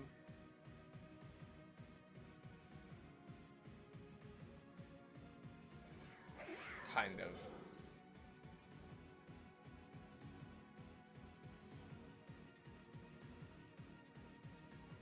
You know what, actually, I don't think I can afford to get up Trick Room, because if my Indeedee was Dazzling Gleam, I could totally do that, but it's Psyshock, so it's not going to do that. Okay, we're seeing Tailwind. So this turn goes pretty favorably for me. I get it. Oh, that is not a Sash on Chien-Pao. Okay. Never mind, this turn went pretty well for me. Does that mean... Oh, I didn't... I thought from the last battle that Chien-Pao was Sash, but no, I didn't bring it down to Sash, even if it did do that thing.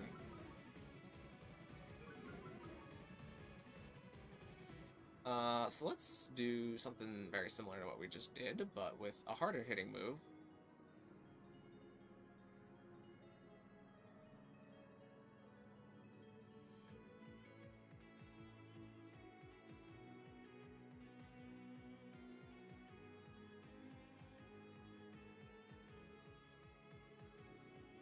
You know what, actually, I think I'm going to leave open team sheets in the description of this live stream for all of the teams. They won't have the EVs on them, but they'll have all the stuff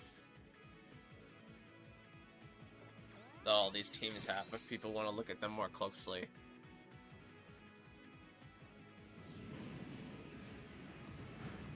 There's going to KO and Indeedee, very, very strong Flare Blitz.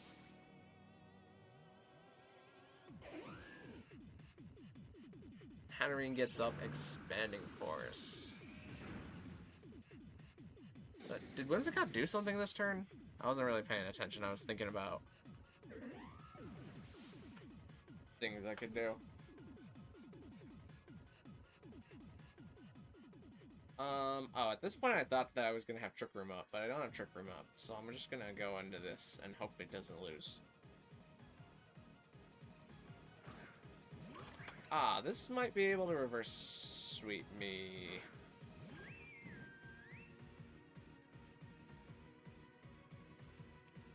I can't click that.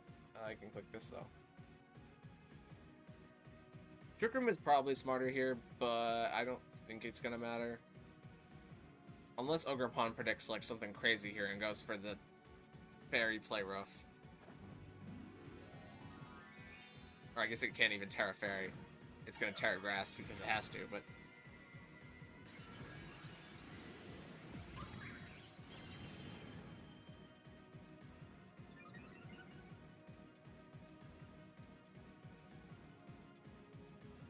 I'm going to respond with a terrestrialization of my own.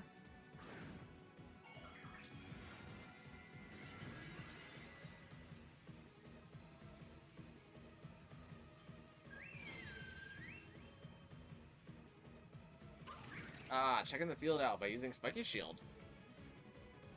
That, it would be an okay play, but I have a Trick Room user on the field. So, like, if I went for Trick Room here, I would just be fine.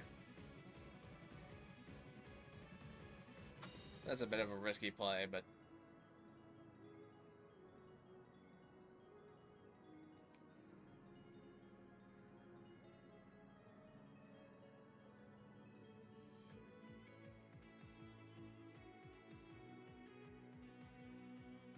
And to be honest with you, this is probably a correct Expanding Force turn now, because they could just Horn Leech into Hatterene. And if Hatterene lives, then Expanding Force would be better, but... Ivy Cudgel into, yeah, Hatterene. It's going to not KO, actually, wow. I did not expect Hatterene to live that. And now Trick Room is going to go up.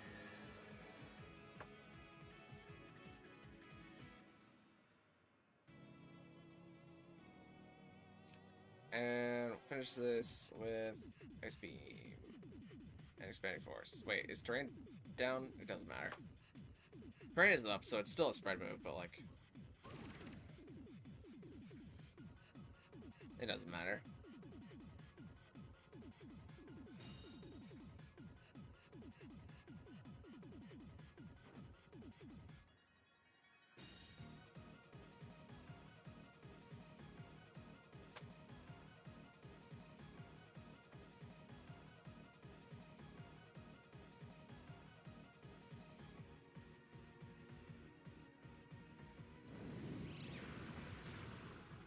That is a GG.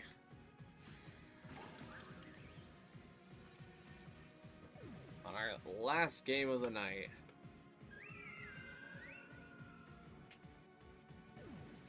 Ugh.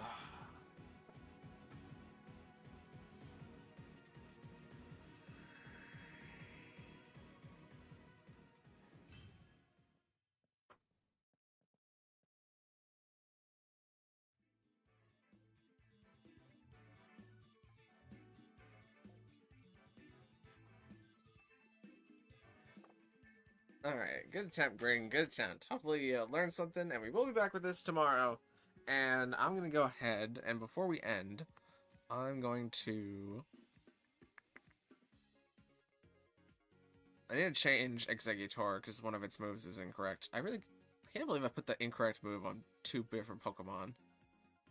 But I'm going to grab the open team sheets of all of these teams, and I'm going to put them in the description of this video. Or the description of this live stream, rather.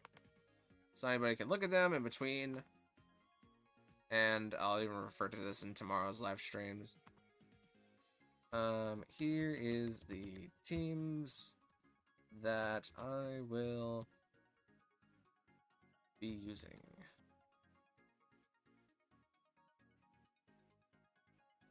That team, and now I have to make sure that I change the Exeggutors, otherwise I'm going to get a team sheet error. And then I'm going to get automatically DQ'd.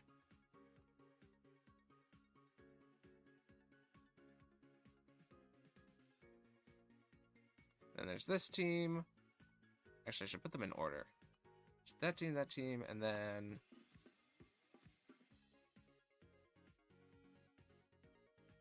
this team.